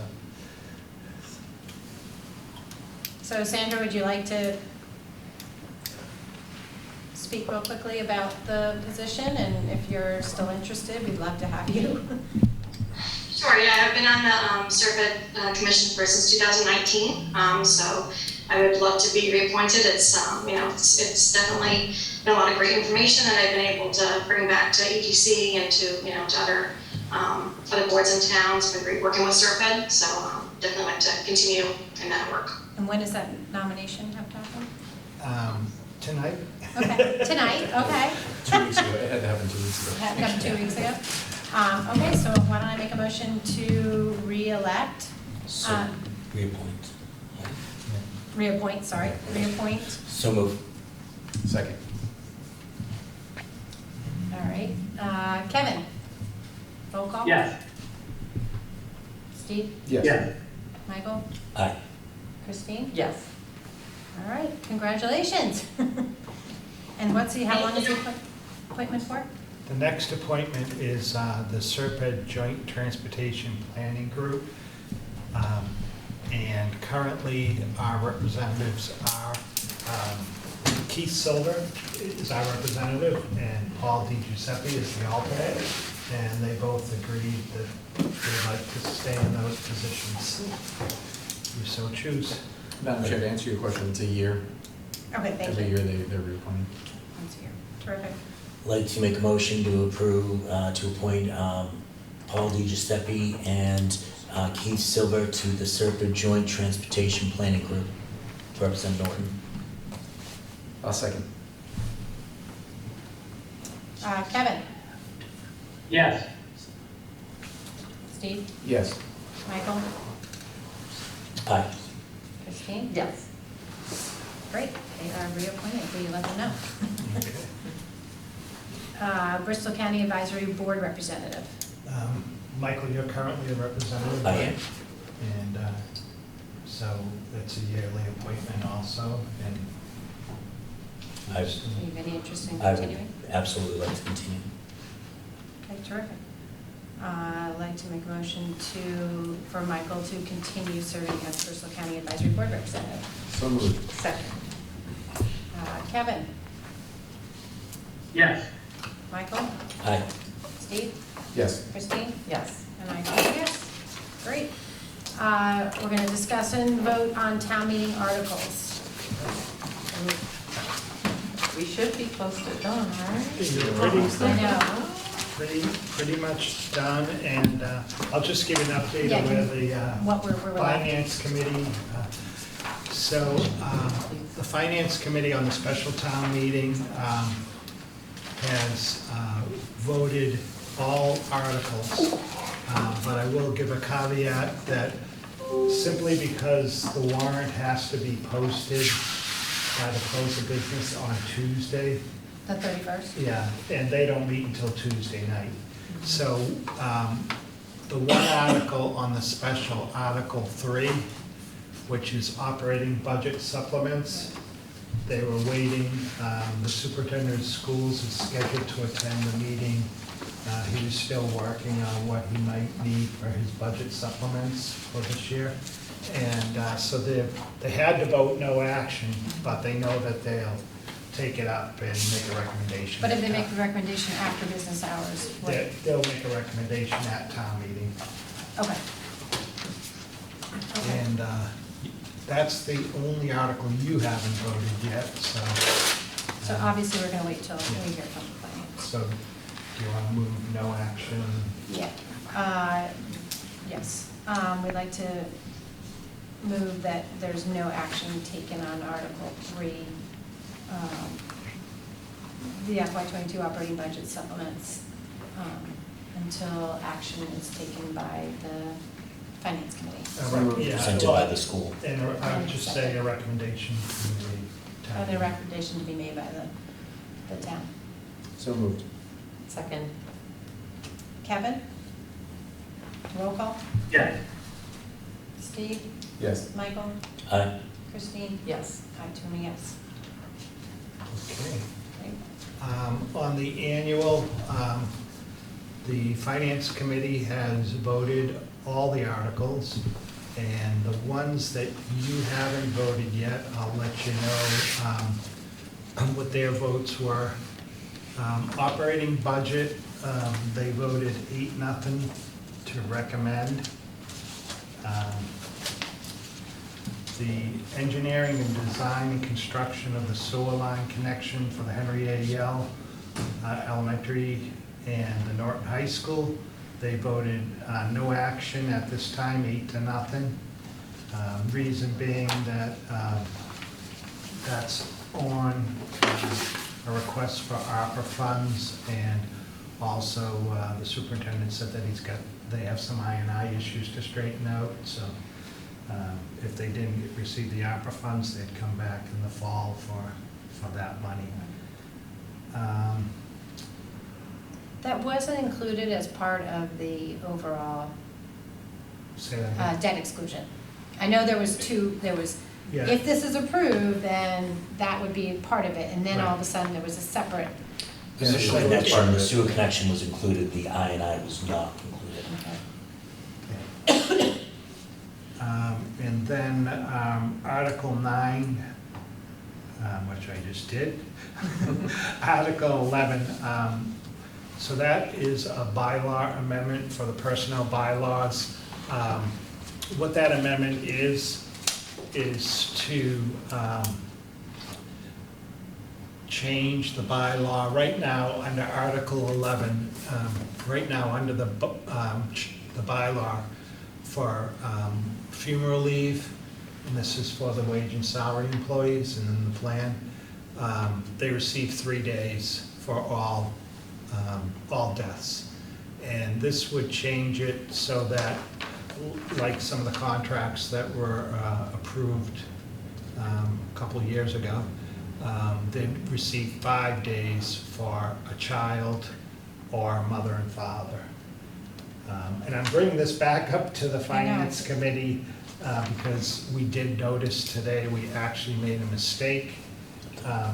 So when we took the intent to replace this article We left off son-in-law and daughter-in-law for the 3 days as they currently are in there now, so we're just putting that back in as a correction, and I'll just bring it up to them on Tuesday night. And they did vote 8-0 to recommend Article 11.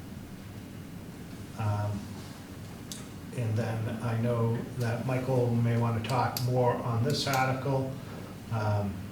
This is Article 15, and this is for the creation of a DPW, and they voted 5-3 not to recommend. And then Article 18, the adoption of a motto, they voted not to recommend. There were no in favor, 7 against, and 1 abstained. So they voted not to recommend that at this time. And those are the only ones that you haven't voted yet. So I don't know if you want to. Okay, well, why don't I kind of strip them out as Articles 6 and 11, which are both approved 8-0 by the Finance Committee. Can I make a motion to approve those, or make a motion to approve those as recommended by the Finance Committee? Just point of clarification, do we have to do those separately, Mike? I would do each one separately, yes. Okay, even, motion, that's all right, motion to approve Article 6, the FY '23 operating budget. Is in here is the actually operating budget or no? It is. I'd like to bundle them too if we can, but. Yeah, no, I'm trying to find ways to I streamline know, here. I And then you have to. tried to do that on the plan. I'm gonna bring in town council and make sure what we can do here. For now. Do you want me to amend the motion to say the amount? Oh, here it is. Madam Chair, typically we go through this and just kind of we have a discussion about just different articles before we approve it. I think it's, well, FinCom did review it. I think it's important that we just go through it as an individual. It's in the packet that was given to us.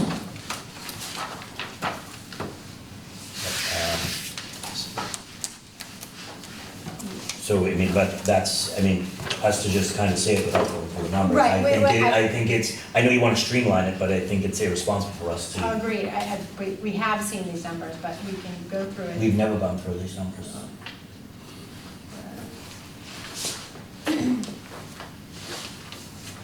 Okay, I'm opening it for discussion.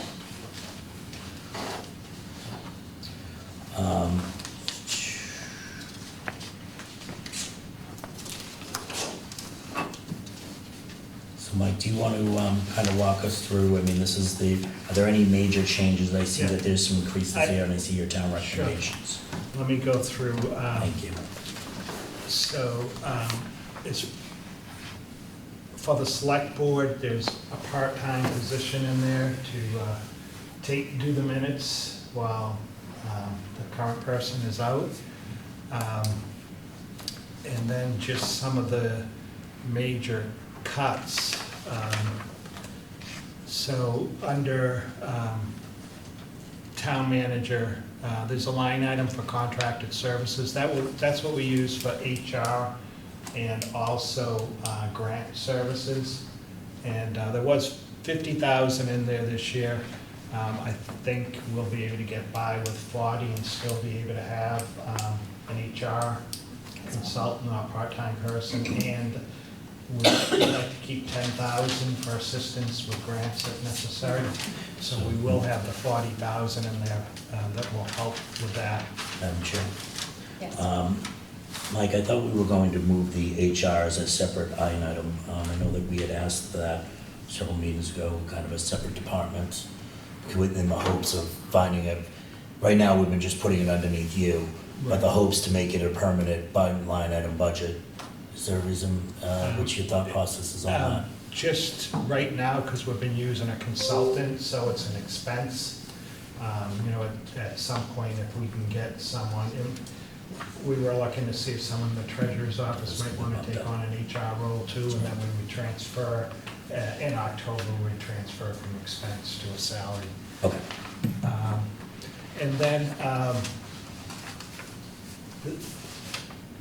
there's no major changes other than police and fire. In the fire department, we had to reduce the overtime by 100,000. And also we had in the fire department, in 2024, the 4 firefighters they have, the grant's gonna run out. So we were just trying to put a third of it in this year, 2/3, just to get people used to it. So we had to take out the 77,000 we had for that. Is there any opportunity to renew any kind of grant to? I don't know, you know, we're responsible for those 4, and, you know, we have to. And in police, we cut the overtime by 40,000. So, I mean, it does impact them, obviously. So the fire department, I know that we had a higher number last year in overtime because they were missing employees, so we needed to cover those shifts. We expect some of those employees to go full-time, so that's why we're hoping to do that. Okay. And every time we're almost to that full. Something else happens. And then most of the other cuts, you know, we just had to go through each budget and cut, you know, seminars and conferences in every department was cut a little bit. Has that school number been nailed down? The school number is that number that's recommended by me. That's what the finance committee voted on. Okay.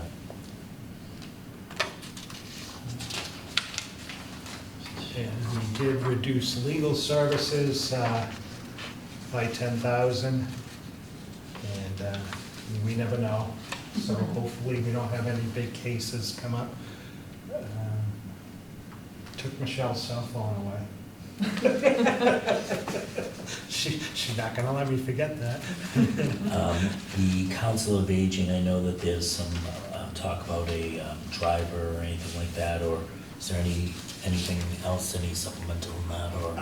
What we did, same thing that we did with fire. We were trying to get people used to the extended hours that would, so for the Council on Aging, the clerical staff and the outreach counselor, we've been using money that we received from COVID and ARPA to give extra hours to them.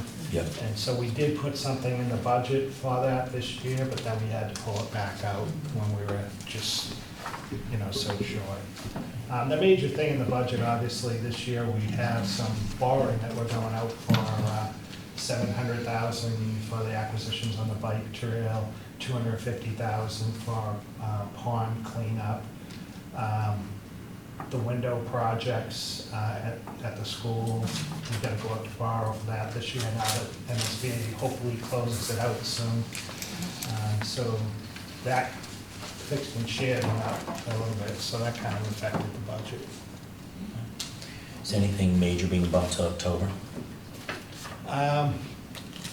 So right now, you know, waiting to hear from the superintendent to see if anything, you know, what he feels he may need added in October.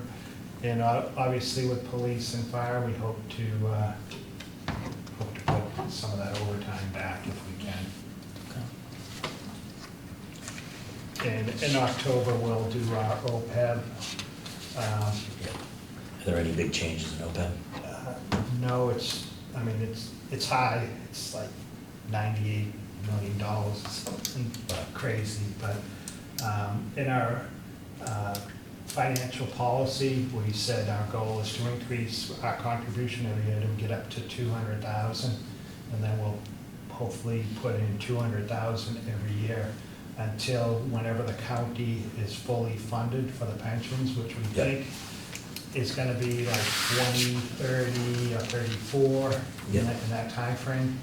And so then that $3 million a year or whatever that we're paying to the county would use a good chunk of that to put towards our OPEB. Okay. No, looking at it, I totally appreciate this, like, I've just been doing this in my office, going through these budget numbers, and it is not a pretty outlook for anyone right now. No. So, I applaud the efforts of a balanced budget and trying to get where we need to be. The Finance Committee did a great job. It's not easy. No, it's not easy, and we're making hard decisions in my office, and this is nice to see that, you know, we're working with what we have, and so I appreciate that.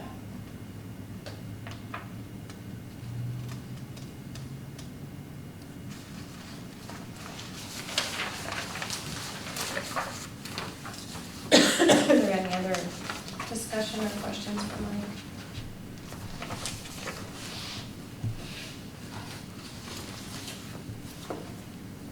No. That being said, I'd like to move to approve or vote, I'll learn the lingo, on articles, let's say, Article 6, the FY '23 operating budget, in the amount of $65,173,957. So moved. Second. Kevin? Yes. Michael? Aye. Steve? Yes. Christine? Yes. I too am a yes. The next article I'd like to, Article number 9, the engineering, design, and construction of sewer line connections from the Henry A. Yell Elementary School to the Norton High School. The Finance Committee took a recommendation of no action, waiting for the information about the ARPA funds. Is that correct, Mike? Yes. Yes, so they're waiting for the And information. a couple things, the schools are requesting, you to look at the ARPA funds. We'll do that later tonight. Yeah. And the Finance Committee also mentioned that even with that, if that didn't happen, it may have to wait till October because they need to see what the I&I costs. So which article is this? This is Article number 9. So, Madam Chair, I would say let's discuss the, this is one of those things, we get through most of this, then come back to Yep. this, till I think ARPA is a big portion of this. Because I don't believe, as a general rule, I think the I&I was not on anyone's radar, even though they did know about it, but it was not on the school's radar. So I don't think it's fair to hold them to that, which I'm not, if I don't have the ARPA funds presentation for me, but it's about 200, if my memory is right, it's about 232,000, thank you. And then the sewer connection is in the roughly 580 range, if I'm not mistaken. They do have a surplus, the school does have a surplus right now of 262,000. What I would probably recommend at that point is that they use their surplus before they use any, we would approve out of the ARPA funds, that they use their surplus first, and then kind of prove that. So I'm not sure how you would do this, if you might, and maybe the town manager can give us some guidance on if we would wait on Article 9, or approve Article, or vote on Article 9, and then talk about ARPA funds, or? You could do whatever, either way. Are they asking for no action? You can come back after we do the ARPA, you can come back to this. I'll move, we take no action. Second. Kevin? Roll call? Yes, agreed, take no action. No action. Michael? Aye. Steve? Yes. Christine? Yes. I too am a yes. All right, that was Article 9. We're going to look at Article 11. The bylaw amendment, the personnel bylaws. I'd like to make a motion to recommend we accept the amendment as approved by the Finance Committee. So moved. Madam Chair, point of inquiry, with the proposed changes that the town manager will make with them. Of in-laws, with son-in-law and daughter-in-law. Agreed. Yeah, I'll amend my motion. You made an amendment. Second. Kevin, roll call. Yes. Michael? Aye. Steve? Yes. Christine? Yes. I, Tammy, yes.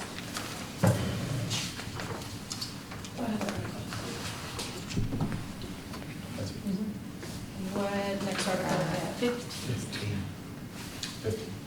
Article 15, I would entertain a motion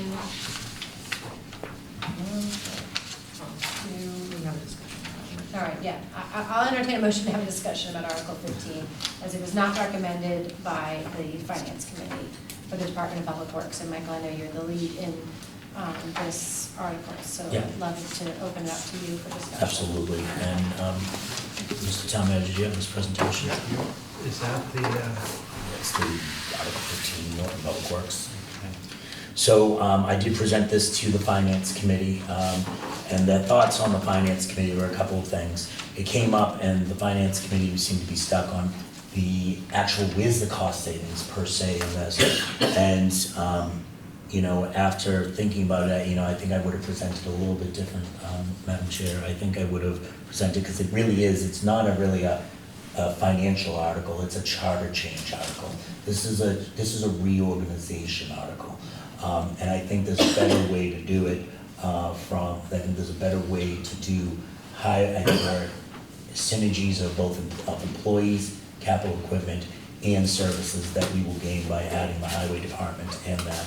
So I think they really kind of got wrapped around the finance, which their job is to get wrapped around the finance side of it. So when he brings it up, I can just kind of walk you, if it's all right, I'll just quickly walk you through the presentation, and just, Was there no clear cost savings, or? The cost savings are, there isn't one of those, by doing this, we're gonna save this much. But there's a couple of things that they couldn't really get their arms wrapped around, was they wanted that number. And if there is no cost savings, this person probably won't have a job. And that, the new director of Public Works wouldn't have a job. We saw tonight, we saw an appointment of a driver/laborer, right? That's gonna be a crossover. This was a category that the water department added into their contract as well. So they're absolutely, don't add something to a contract unless you're gonna be hiring individuals. Those individuals absolutely can cross-train there. So the purpose of the overview is obviously to create a Norton Public Works Department by placing the Norton Highway Department and Water Department under one umbrella, the Norton Public Works Department. The object, as I said before, was to find synergies and opportunities of employees, operational expense, and employment, with the goal of hiring an engineer to direct both departments as an oversight of engineering. We do not have anyone that's oversighting this. We spent, last year, we spend approximately every year anywhere from $600,000 to $1.2 million in engineering consulting fees, with nobody that's certified overseeing them. We're just gonna make this a little faster, Mike, okay? The current organization chart is direct line highway department, resident voters to the highway superintendent on the left. The water and sewer department has dotted lines with the water sewer department and the town manager. My goal is to make this an appointed position instead of elected, because over the last since 2011, the select board every year has appointed someone to the water commission. And I feel that they don't lose any power there, we'll talk about their responsibilities, but they don't lose any benefit as a board by being appointed by the select board, okay? Right now, when you look at their responsibilities, what would change? Nothing, okay? They would have project approval, bill payment, rate changes, betterments, town enterprise, through the town, their budget would be through the town process, okay? There would be no projects at this. Right now, we have a full-time person reporting to a part-time board. And I think to hold more accountability, I think that's important that we kind of do that reorganization to that. Okay. Right now, when you look at other boards in town, There are three boards, three very important boards right now that have a lot of say in town that are appointed by the Select Board, the Board of Health, the Conservation Commission, and the Zoning Board of Appeals. They bring a lot of weight and appeal to that.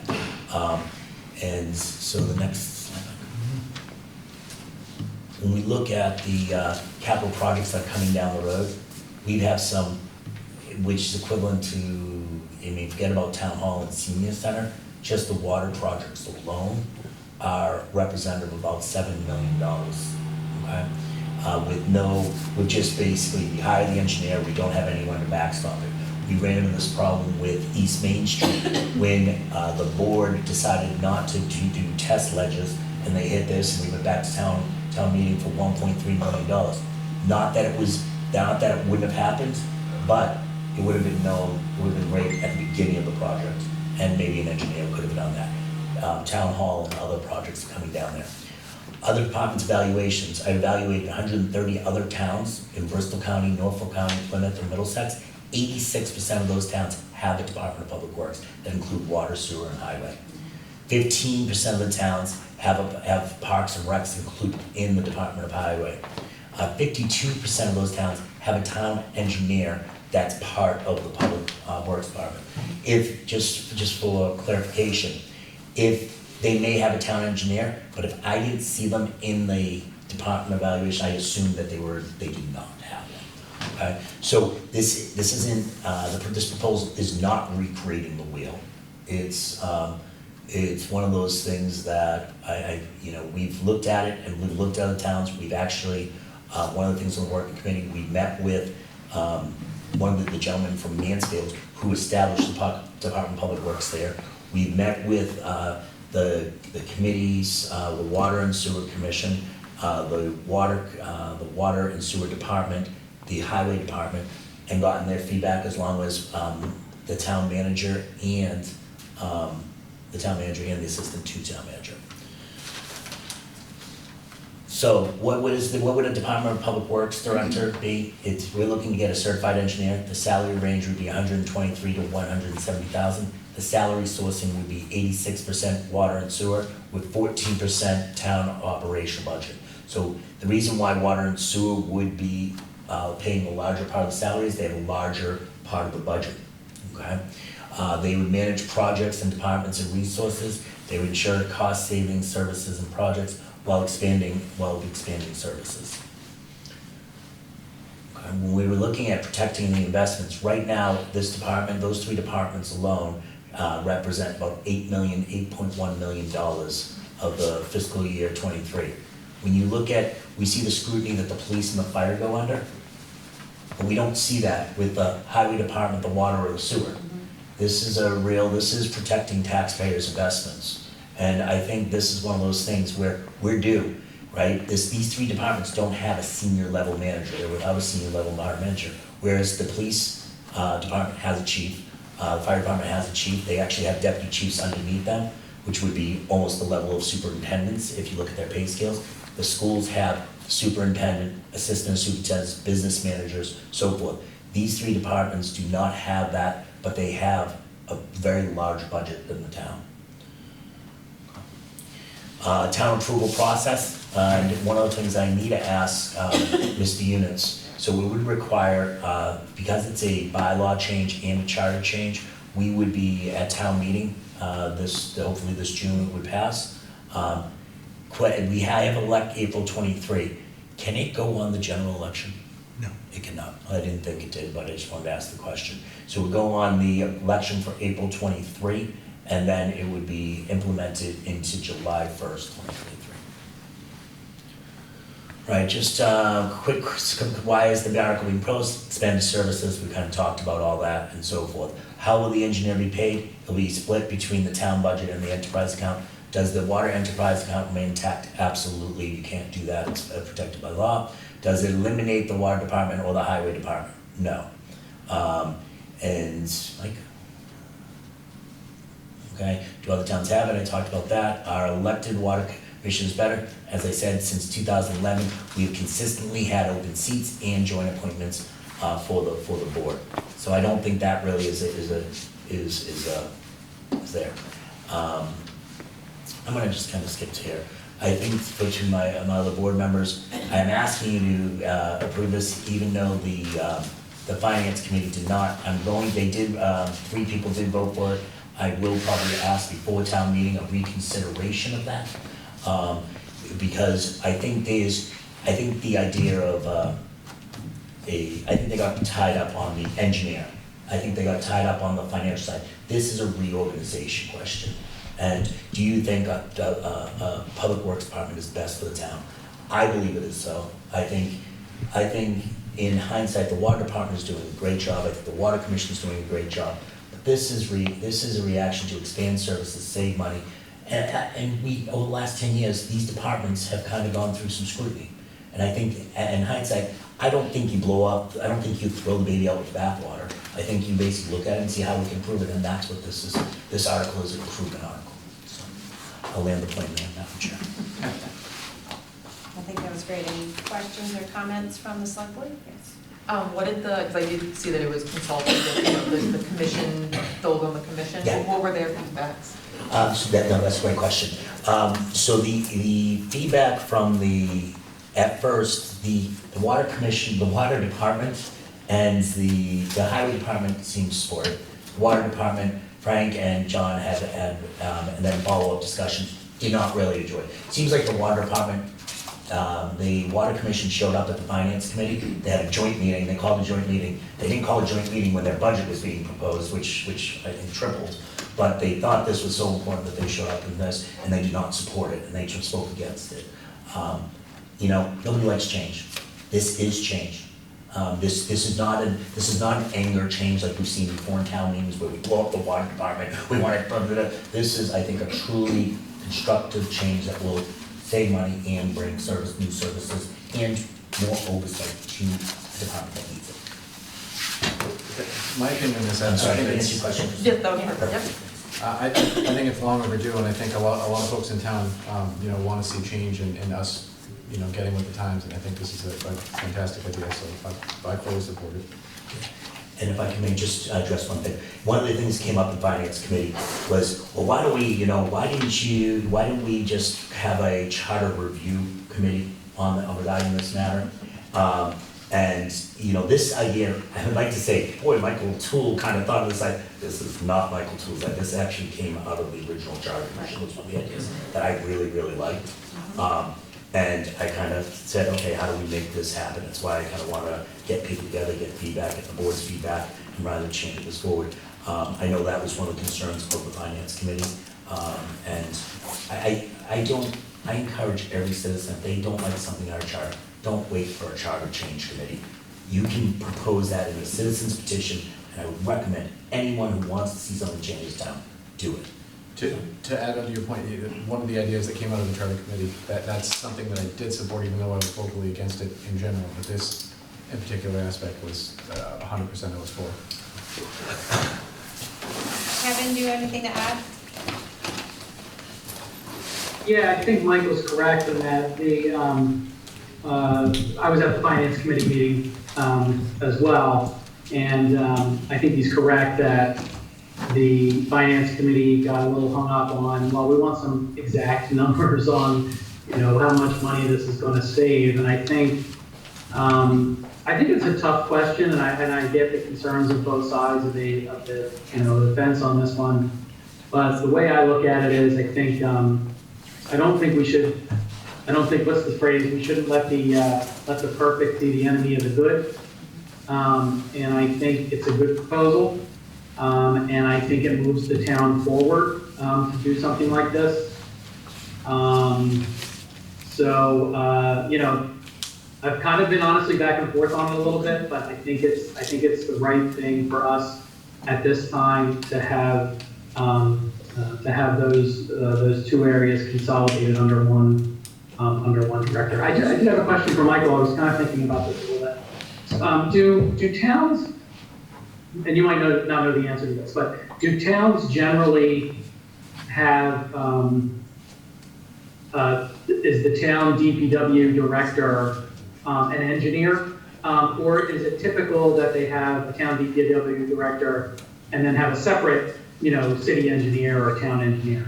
The question, no, it's a great question, Kevin. The answer is yes and no, right? Some towns have him as an engineer, some towns have it as a separate department, some towns have it part of the DPW. It's one of those things where there are towns that have engineers as the DPW director, so it isn't like it's a unicorn. It's definitely there. The makeup is either part of the department or the director or outside of the department. Yeah, and I'm supportive of this, this change, and I think it would be, I think it's a good step in the right direction, and I think something we might want to look at is, should those two positions be one and the same, right? That seems like a lot for one person to be the sort of town engineer and in so to speak, in the weeds. And then also have that person be managing, the personnel of two important areas. So I'm not saying that's a make or break or anything like that, but maybe just something to look at. And I think Kevin, I think that's a great feedback, and I think people are getting tired. People don't realize our charter calls that we have a director of IT. Many people don't realize that. Trust me, we do not have a director of IT. I'm pretty sure Mike Units would stab me if he heard me say we should have one tomorrow. But we don't have one, and so this is going to be up to the budget restraints of implementing. But it brings up the vision and the idea of making it happen. And I think that this is where we start, and this is what the motion that we move to. So. Yeah, agreed. Aside from that, no, I don't have any other comments. No, and I agree. I mean, obviously, this is ultimately up to the town and whether or not they support it. I applaud you for pushing this forward. I agree, that was the one thing, not one thing, but it was one of the many things on the Charter Commission that I absolutely thought was the time is now and why haven't we done this yet? So I'm in support of it. And I think it's very, very important that this is not a criticism of the Water Commission and or the Water and Sewer Department. I got the sense in the discussion in finance that they felt that was the case. This is something that I truly believe is an addition, not a subtraction or that. That's why I was very careful when we were designing it, that they still would be running the department like conservation runs, oversees the Wetlands Protection Act. So I'll move to recommend Article 15. I think someone made the point that, Michael, I think someone made the point at the Finance Committee, and it was a good one, that I think there has been a lot of progress. It might have been Steve Bishop who mentioned this, that there has been a lot of progress in the Water Department.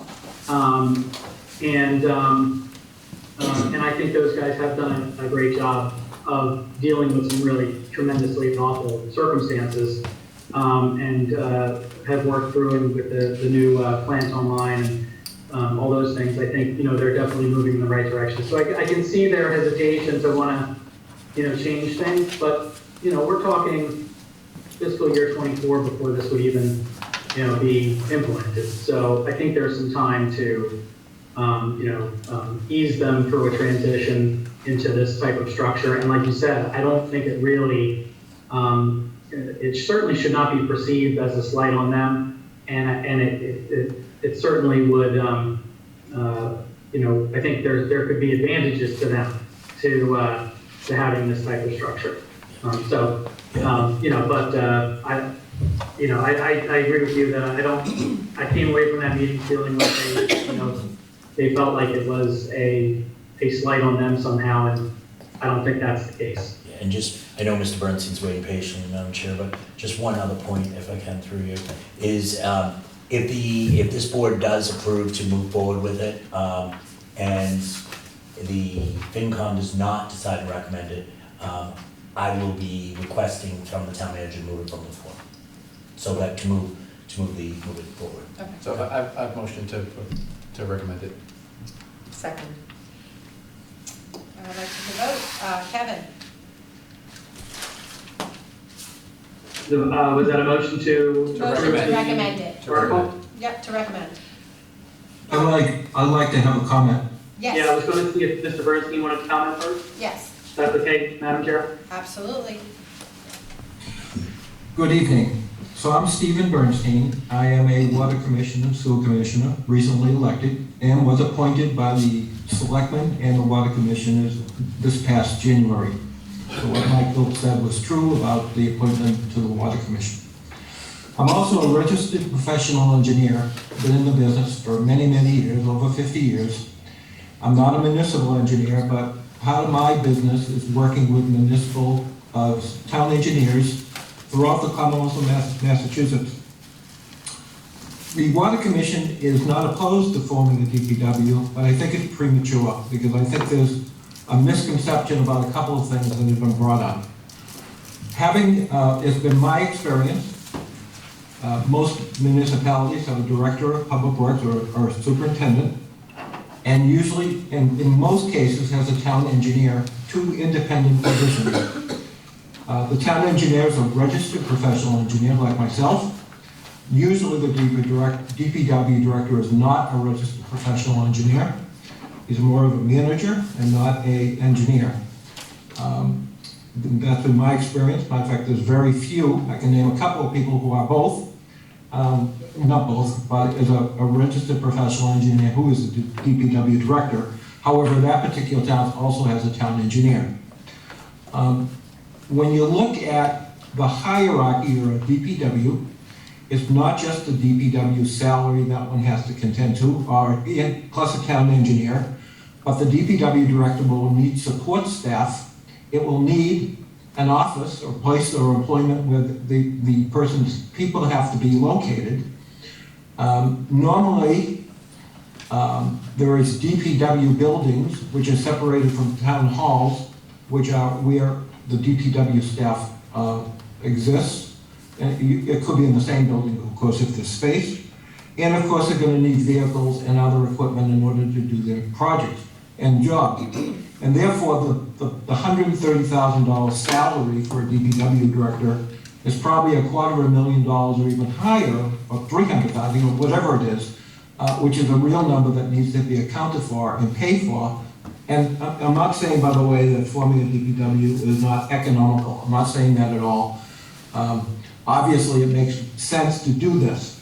My other comment is, I believe that DPW commissioners have to be elected and not appointed because according to Mass General Law, Chapter 41, 69D, and the definition of what a Board of Public Works is, besides saying election, tenure, and powers and duties, is pretty specific that they're elected and not appointed. There's also duties and responsibilities that the superintendent of public works has to be under Mass General Law, Chapter 41, 69E, that specifically specifies what the duties and responsibilities are of a superintendent. And there's nothing in there about being an engineer. Just I point that out to you, that the Mass General Law is out there. And of course, we have to follow that, and that's what the duty, but in fact, all duties and responsibilities are specified in Mass General Law, by the way, not just DPW, it's everybody. My suggestion is that we table this motion and we look at the charter committee or whatever else, to look at the true formation of the DPW, how it fits and works, and a full budget analysis of what it's going to cost the town of Norton before we venture into this. At the end of my discussion. Madam Chair, may I respond? Yes. Okay. A few things. So, staff, that came up at FinCom. Both departments have staff that's very redundant to each other. Okay. There will probably be some merging of administrative staff. Okay. That's probably how I see it. My hope is, I can't, someone asked me and said, are people gonna get laid off? I can't tell you yes or no. I can't do that. I'd be being disingenuous if I said, nobody's ever gonna get laid off. I can't do that. But obviously, we, as a town, we don't typically do things like that. So that's one of the things there. Legal has drafted this warrant article. So it is, this town council, I should say, town council has drafted this warrant article. So they have made sure it's in compliance with all mass laws. Okay? And last but not least, I think now is the time we bring the change. You know, I wanted to do this change a year ago, but it wasn't appropriate. It was still too sensitive with the water department and all this. I want to make sure I got the feedback and all that. I really, really would, like I said, encourage the change now. Thank you. Yield my time. Is there any other feedback or comments? Madam Chair? Yes. Just to Mr. Bernstein's comment about water commissioners being elected or appointed, I thought we looked at that a couple of years ago. Is there a local bylaw that allows that to be an appointed position as opposed to an elected position? Does anybody, No, I don't know. Madam Chair, yes, it's actually a change, it's part, that's what you're voting on in the actual warrant and the articles, that's what you're voting on, is changing it from an elected position to an appointed position. And so it's a deletion of, within our chart, it's not the bylaws, within our charter, there's a list of offices in town that are elected, and then there are committees that are appointed. This is moving it, deleting it from the elected role, putting it as the appointed role. Did that answer your question? So despite there being conflict with the state general laws, the town ultimately has the ability through its charter to make that position an appointed position. That's correct, sir.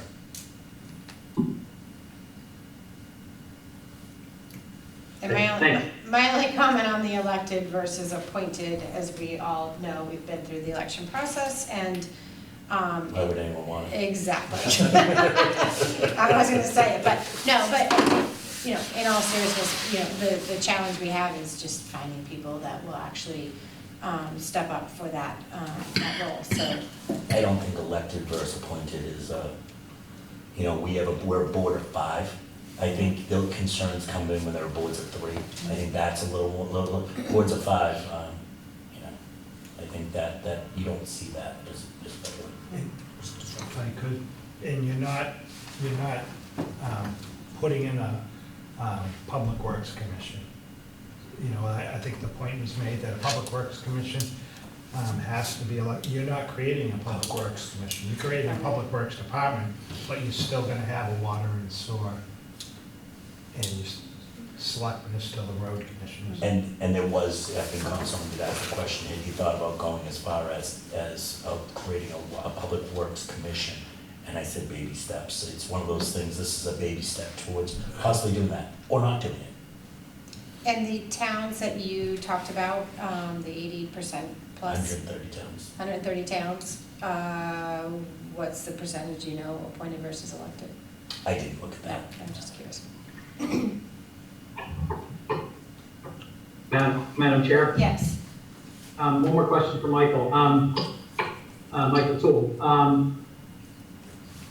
If this were to go all the way through the process and be approved, what would, I mean, maybe we're putting the cart before the horse, but do you have thoughts on what would the very first step be? You know, would we have to put together, you know, a commission to examine how to do this, a transition commission, anything like that?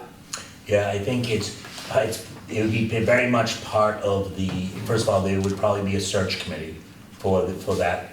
If, first look to see what the budget looks like, then form a search committee, but then it would be very much of the working committee. It would be Frank's team, it would be Keith's team, the town manager, assistant to the town manager, getting together and saying, this is how this is not, hey, on Monday morning we turn the lights, hey, welcome, we're all settled in. This is it, there is absolutely a transition.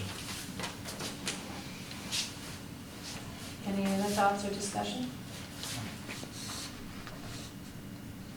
So I'd like to entertain a motion to.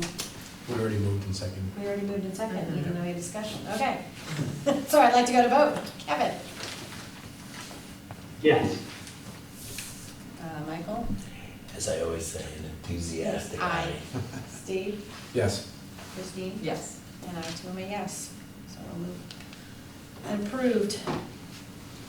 Just really quickly want to thank Mr. Bernstein. I know he was at the Finance Committee meeting the other night as well, and appreciate his time and his comments for both boards. Agreed. All right, next on the agenda, the vacancies on the, sorry, 18, the petition to adopt a town motto. We'd like to open it for discussion. Or if there's no discussion, we can, I know what yeah. I'll do my discussion. Yeah, you can go. Okay, so my thing, as I've always said, is I don't think that we should be voting or recommending if it's a citizen's petition. I'm gonna stand by that. So I just wanna make that clear to everybody. It's not against anybody, it's not for anybody. I just think if you get the people to sign up for it and you get it on the article, I don't think it's good to have discussions about it, but I don't think we need to do a recommendation, because no matter what we recommend, don't recommend, anything like that, it's gonna be on the warrant anyways. Right. So that's just me, everybody has their own opinion, so that's my opinion about it. Anyone else? Pretty much the same thing. I would actually maybe take a little different approach, but it'd be this, when a citizen's petition, if it's so outrageous, then I wouldn't recommend it. Right, But if it's a citizen's petition, I would always tend to recommend a citizen's petition. I would, unless it's like I'm truly set against it, for the most part, I'm gonna say, yeah, I'm saying we should vote in favor of it to go in front of the town, right? Because what it looks like, one of the fears that I have, which always happens, is if FinCom says no, and the select board comes no, they must be, actum must actually mean something bad, right? And so that individual would have to move it if the FinCom says no.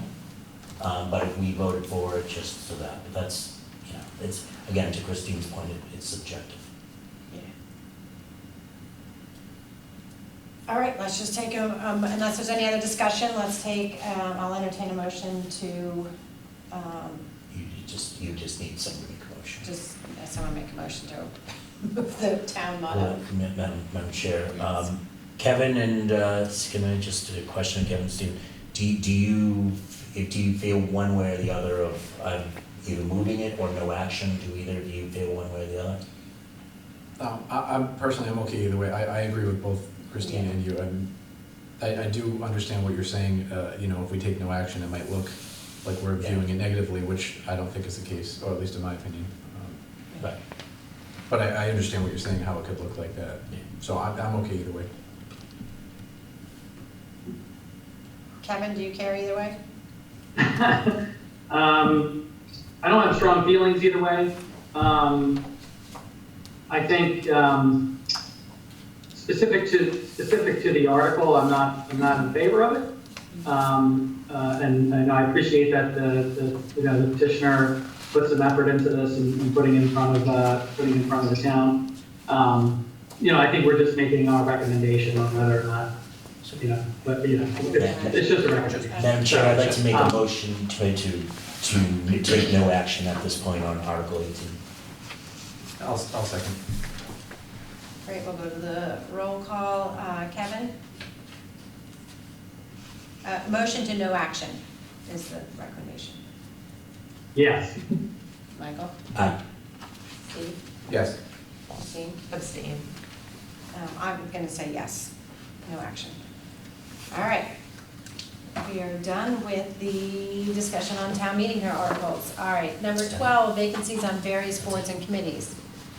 Mike, do you have an update on, do we have a lot? So, I think I just wanted to, first of all, talk about the process. Yeah. So, we do all our appointments in June. And so I'll be reaching out. I already know from one committee, they have a couple of members that don't show up all the time. And so really don't want them reappointed. So I'll reach out to each of the committees and see if they have anyone they don't want reappointed for any particular reason. And then we'll send letters to all the people that are up for reappointment, making sure they want to be reappointed. And at the last meeting in June, we'll come to you for the reappointments and appointments for any vacancies that we receive. I know recreation needs a couple people. Water bodies could use a few people. I believe there's 3 openings on the water bodies. Yeah, it's almost like a The list says 5. Is it the vacancies unofficial record? Excuse me? Is it the vacancies unofficial record for those ones that are vacant? Yeah, Okay, yeah, water bodies is 5. yeah. Yeah. So is the, what, I love this document, honestly, like this is what I've been waiting for a year now. What would you say, what would your recommendation be as the best way to get this out to the public? Like, can we post like a alert, not an alert, but something? But unfortunately, only people that sign up for the alerts are the people that actually are active, so Yeah. you're not reaching people. who don't. We'll put it on our Facebook page, and then it will get shared around, listing the ones that are open. I just have a question. Can any members of elected boards be on any of these commissions? Yes. Okay. I'm on Parks. Okay, I well- think Michael's on EDC. Well, my child is disabled, so I'd be interested in a commission on disability, so. Which one? Disability. Okay, yeah. Send me an email, so I will. Time to do your plug. Has there ever been, again, I joined in COVID, so, you know, who knows what we can do talking in public, but has there ever been, or maybe this is where the town hall opens, but doing like a real open, true open house and welcoming people in and talking about what we do? Town hall's open. Well, no, I meant the new town hall. I wouldn't want anyone to go there because that's a. I don't want you to think like, I don't want people to think like No, but town I hall's closed. think, you know, and again, it goes with that old idea that I keep bringing up, but, you know, doing for, you know, new homeowners, a welcome basket, and maybe it has a flyer that says, hey, open house is gonna be on whatever. Obviously, we have to wait for a new town hall, but I just think, you know, having that opportunity to feel more of a community. I didn't get involved or even know about what was going on until I had kids in school. And so for those that don't have kids, I'm not really sure what sparks their involvement, but, so anyway, just down the road. You know, And just unfortunately. another one, cultural council, there's always plenty of openings there. It's kind of weird the way it's set up by the state. You can only serve 2 consecutive terms. And then you're done? Then you have to get off. You can get back on again, but it can't be consecutive. I don't know Because why. because they control, they give out cultural money and grants, and so they don't want people, the same people, giving out the money over and over and over and over and over again.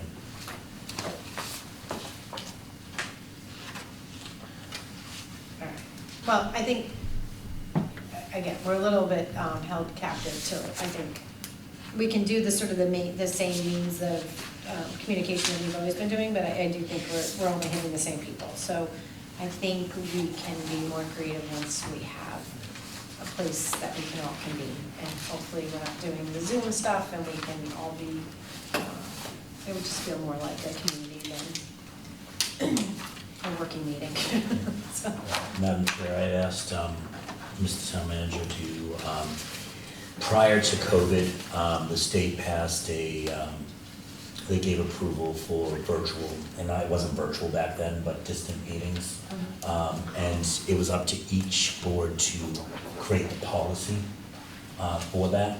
I've asked Mr. Town Manager to find that, what the old board approved, and see if it needs to be updated post-COVID or not, because I'm assuming it is after COVID, and some of the things that they talked about in some towns adopted, like, you could be at the meeting, but you couldn't vote, or you could be at the meeting, you could have discussion, but there were different rules to this, and I don't even know what this board, I forgot what this board allowed.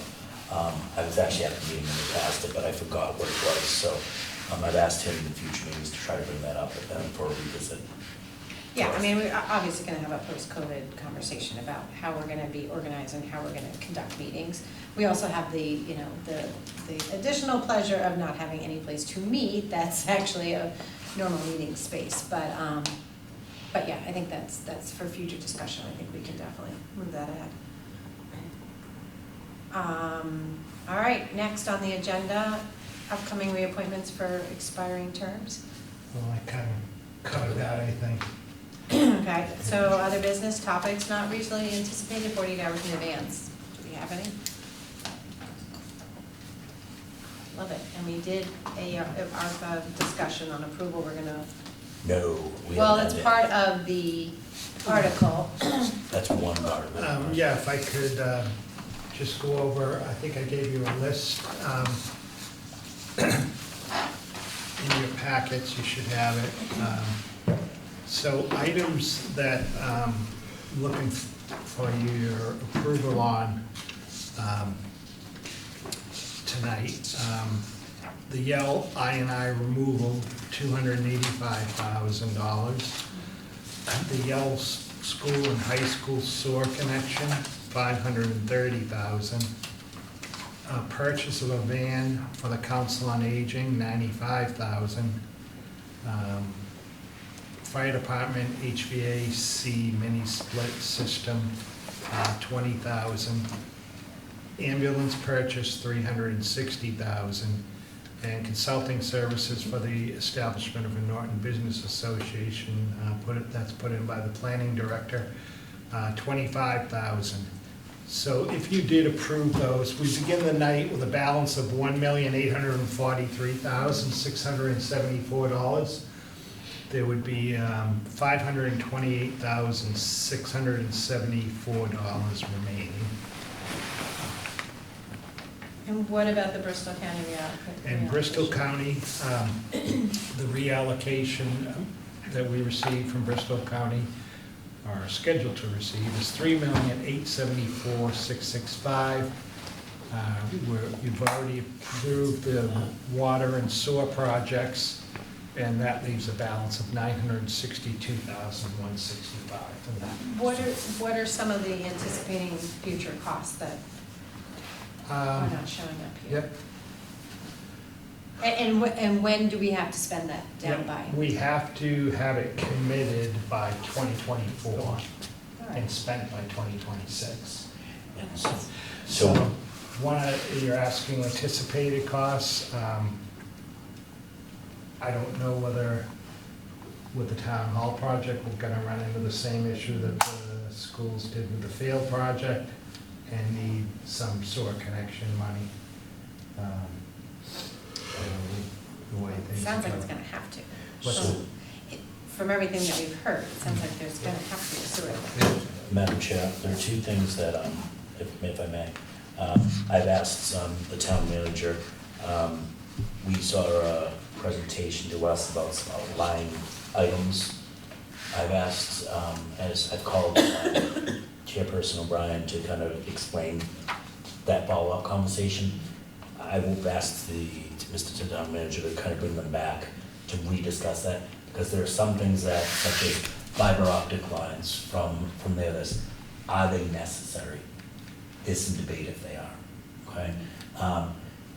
One of the things that we should be looking at is, they talk about filing cabinets, we don't have enough time for filing cabinets. Well, that might fall a little bit on us, that we basically forget about the existing files, but we may have a policy to go digital sooner than later and kind of adopt that policy, that policy. And getting real understanding, like, all right, so we have 3 times the amount of space, but we don't have no place to store anything. The math doesn't make sense to me, so I just want to really kind of dig in this.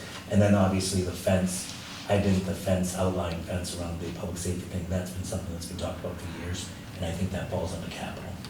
So those other items that I just don't want to kind of set off, I felt like when we had that presentation, I felt like there was some alarms set off when I'm not sure if it's this.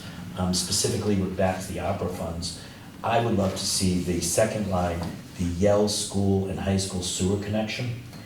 My thought process on that as we move that forward is see that bump down to right now, through the FinCom, the school had said that they have an excess right now of the project, or their contingency is $262,000. So what I would like to see is that $262,000 subtracted from that, okay? Bringing that amount down to $268, with the understanding that if they need it, they gotta come back for us. Decision has to be made so we kind of hold that 262 account in ARPA and make them come back to us. Because if we give it to them and they don't cut the page, they'll just expand the project. And there are other things on the plans and that I think we could probably use. Right, I mean, there's things, we go down this list, we can find $260,000 worth of stuff. And I'm not sure if the town manager, Mr. Town Manager would agree with that or not, but I think that's a reasonable, because that was ultimately part of the 530 was part of the debt exclusion. Do you have any thoughts on this or your recommendations? Well, anything's better than nothing, so, with the understanding that they can come back to you seeking more funds if they need it, if the contingency is going to be enough. I mean, the project is moving along quick, so we will know. I mean, hopefully it's done in October. Well, ideally, they won't need it. I'm sorry? I said ideally, they won't need to come back. Yeah, I mean, I'm hard pressed to even give anything on the 530. Part of me feels like it was part of the debt. I mean, nobody really wanted I mean, there was fight about adding the field project to the town hall and the senior center to begin with, and then now come back and say more. But with that being said, overrides are overrides. I mean, there's going to probably be some overrides, maybe of the town hall, maybe the senior center, who knows? But I think they're going to come back and say, all right, you gotta cut the project, right? I mean, that's the debate. Do we tell them to cut the project, or do we tell them, right, they're just hopping on the opera funds because water can be used for this, and it's part of that project. So, I think the proposal that I have of cutting it to 268 and telling them to use their contingency money, I know that's a dangerous gamble, because that would leave them as a contingency at zero. But, where do you draw the line, I guess? Do we need a motion for that? Yeah, is there any other discussion on thoughts or concerns? And yeah, we'll have a motion with the, entertain a motion. Do you want to make the motion? Yeah, go ahead with your. So I'd like to make a motion to pass the opera funds as recommended by the town manager with one change, as printed, with one change. The Yale School High School sewer connection going from $530,000 to $268,000. I'll second that.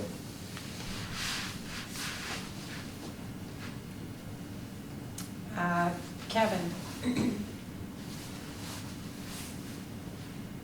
He's thinking.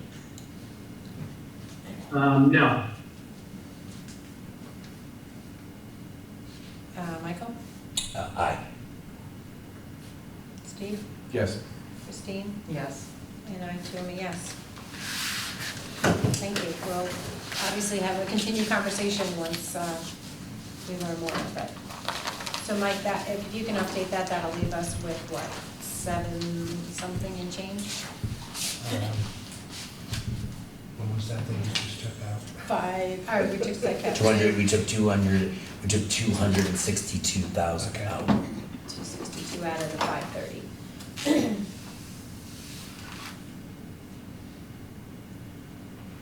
So you'll still have He's old school. You know there's a calculator on your laptop. 796.74, right? Yep, that's what I got with the calculator. So I think it's good. And is there an opportunity for any revision on this prior to town meeting if we, again, we're still waiting for numbers from school committee and stuff for recommendations. Okay. And that's one of the things, Madam Chair, I know that last time the building committee was here, was talking about, and they made an absolute that we could not hook to North Cottage.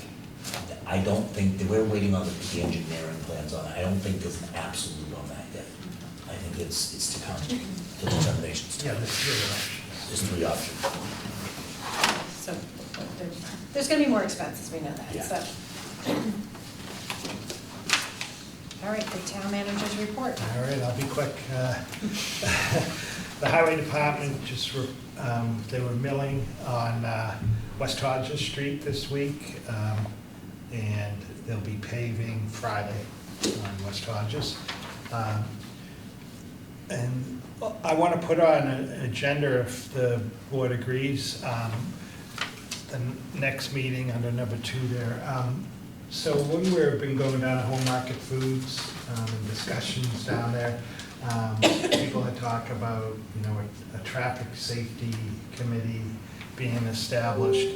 And it turns out that I was talking with the planning director, and this would be good. In our master plan, one of the goals is to establish, investigate the creation of a traffic safety committee that would regularly meet to review. So I'd like to put that on the agenda to talk about establishing that committee next time. And if you don't, that wouldn't just be for, we know home market food is a huge issue, Right. but it would just be for the entire town. Exactly. With an emphasis on, for right now, what's been triggering the issue. And then, but then work with everything. It could be for Xfinity, like we've seen, all these different things. Schools. For schools, yeah. And it would show we're actually using our master plan, Yeah. we're not just putting it on the Yeah. shelf, we're doing it. Yeah, exactly. On the water bodies treatment, unfortunately, I know a lot of people are concerned because when it kind of hasn't been treated yet, supply shortage, the company has not been able to get the chemical yet, so hopefully they're pressing, hopefully they get it soon, so that treatment can start. Have you, Madam Chair? Have you asked the question if they have to, the late application or the missing of the treatment, what does that do to the plan of when it comes? Right. Water Bodies is going to schedule a meeting. We're going to have the engineer there to talk about that. But yeah, the longer you wait, then The more growth that happens, if it needs another treatment. Yep. Madam Chair? Yep. I saw signs up on Bay Road along Winnicott that treatment was going to occur, I think starting on the 28th. Oh, great, okay. Of May. So I don't know about the other water bodies, but that was a welcome sight to see that, so. Great, thank you. And just one other thing, I had a SEMREC board meeting today, and they would like to schedule June 9th at 6:30, a meeting with the select boards of all 4 towns at the facility. So that's Thursday, June 9th at 6:30. We're looking to attract more communities. Looks like we may have one that's interested, and it will require an amendment of the intermunicipal agreement, and so that would be the discussion. Can you say what community? I Or you don't know if I can. Okay, all right, that's But I fine. think they voted on it, actually. I think Norwood voted on it. Norwood. So I can probably Yeah, I say mean, that. it's kind of public knowledge at this point. But, so it'll be a good opportunity that you get to see the facility and have a meeting there. And it's a hard place to find, so if you haven't been there, it's a hard place to find. Ask me, I'll let you know. Yeah, I'm like super excited for that, because the town manager at that breakfast was like, a Foxborough town manager was like ready to talk, your ear off about it. And your friend Mr. Elfman, or Dr. Elfman, I'm so Doc sorry. Elfman, he's my Doc Elfman, chiropractor. he was very much adamant that every community around us should be involved in it. So I think it's a great opportunity for, especially because the new members and then the newer members and even our veteran members haven't seen it yet, or might not have seen it yet, so, I think it's a good opportunity. That's all I have. Excellent. Select boards report and mail. Does anyone have any updates or anything they want to bring up? All right, warrants.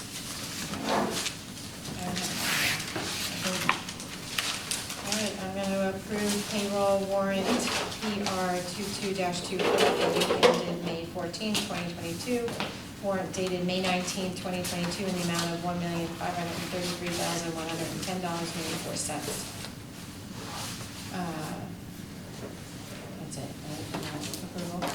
if you just read it. I'm going to approve invoice warrant AP 22-47 dated May 19, 2022 in the amount of $776,005.01. And I'm going to approve invoice warrant AP 22-48 dated May 26, 2022, dated May 26, tomorrow, in the amount of $1,425,894.26. Madam Chair, I signed that one today. Great. That's it. Our next meeting is June 8th. And we don't have an executive session. I'd like to make a motion to adjourn. So moved. Second. Kevin? Motion to adjourn. He said yes. I was trying so hard not to say something while muted all night. And then you just did it for the And end. then I blew it on the last one. And in a bang. Yeah. Michael? Aye. Steve? Yes. Christine? Yes. Tony, yes. Thank you. We'll see you guys in 2 weeks.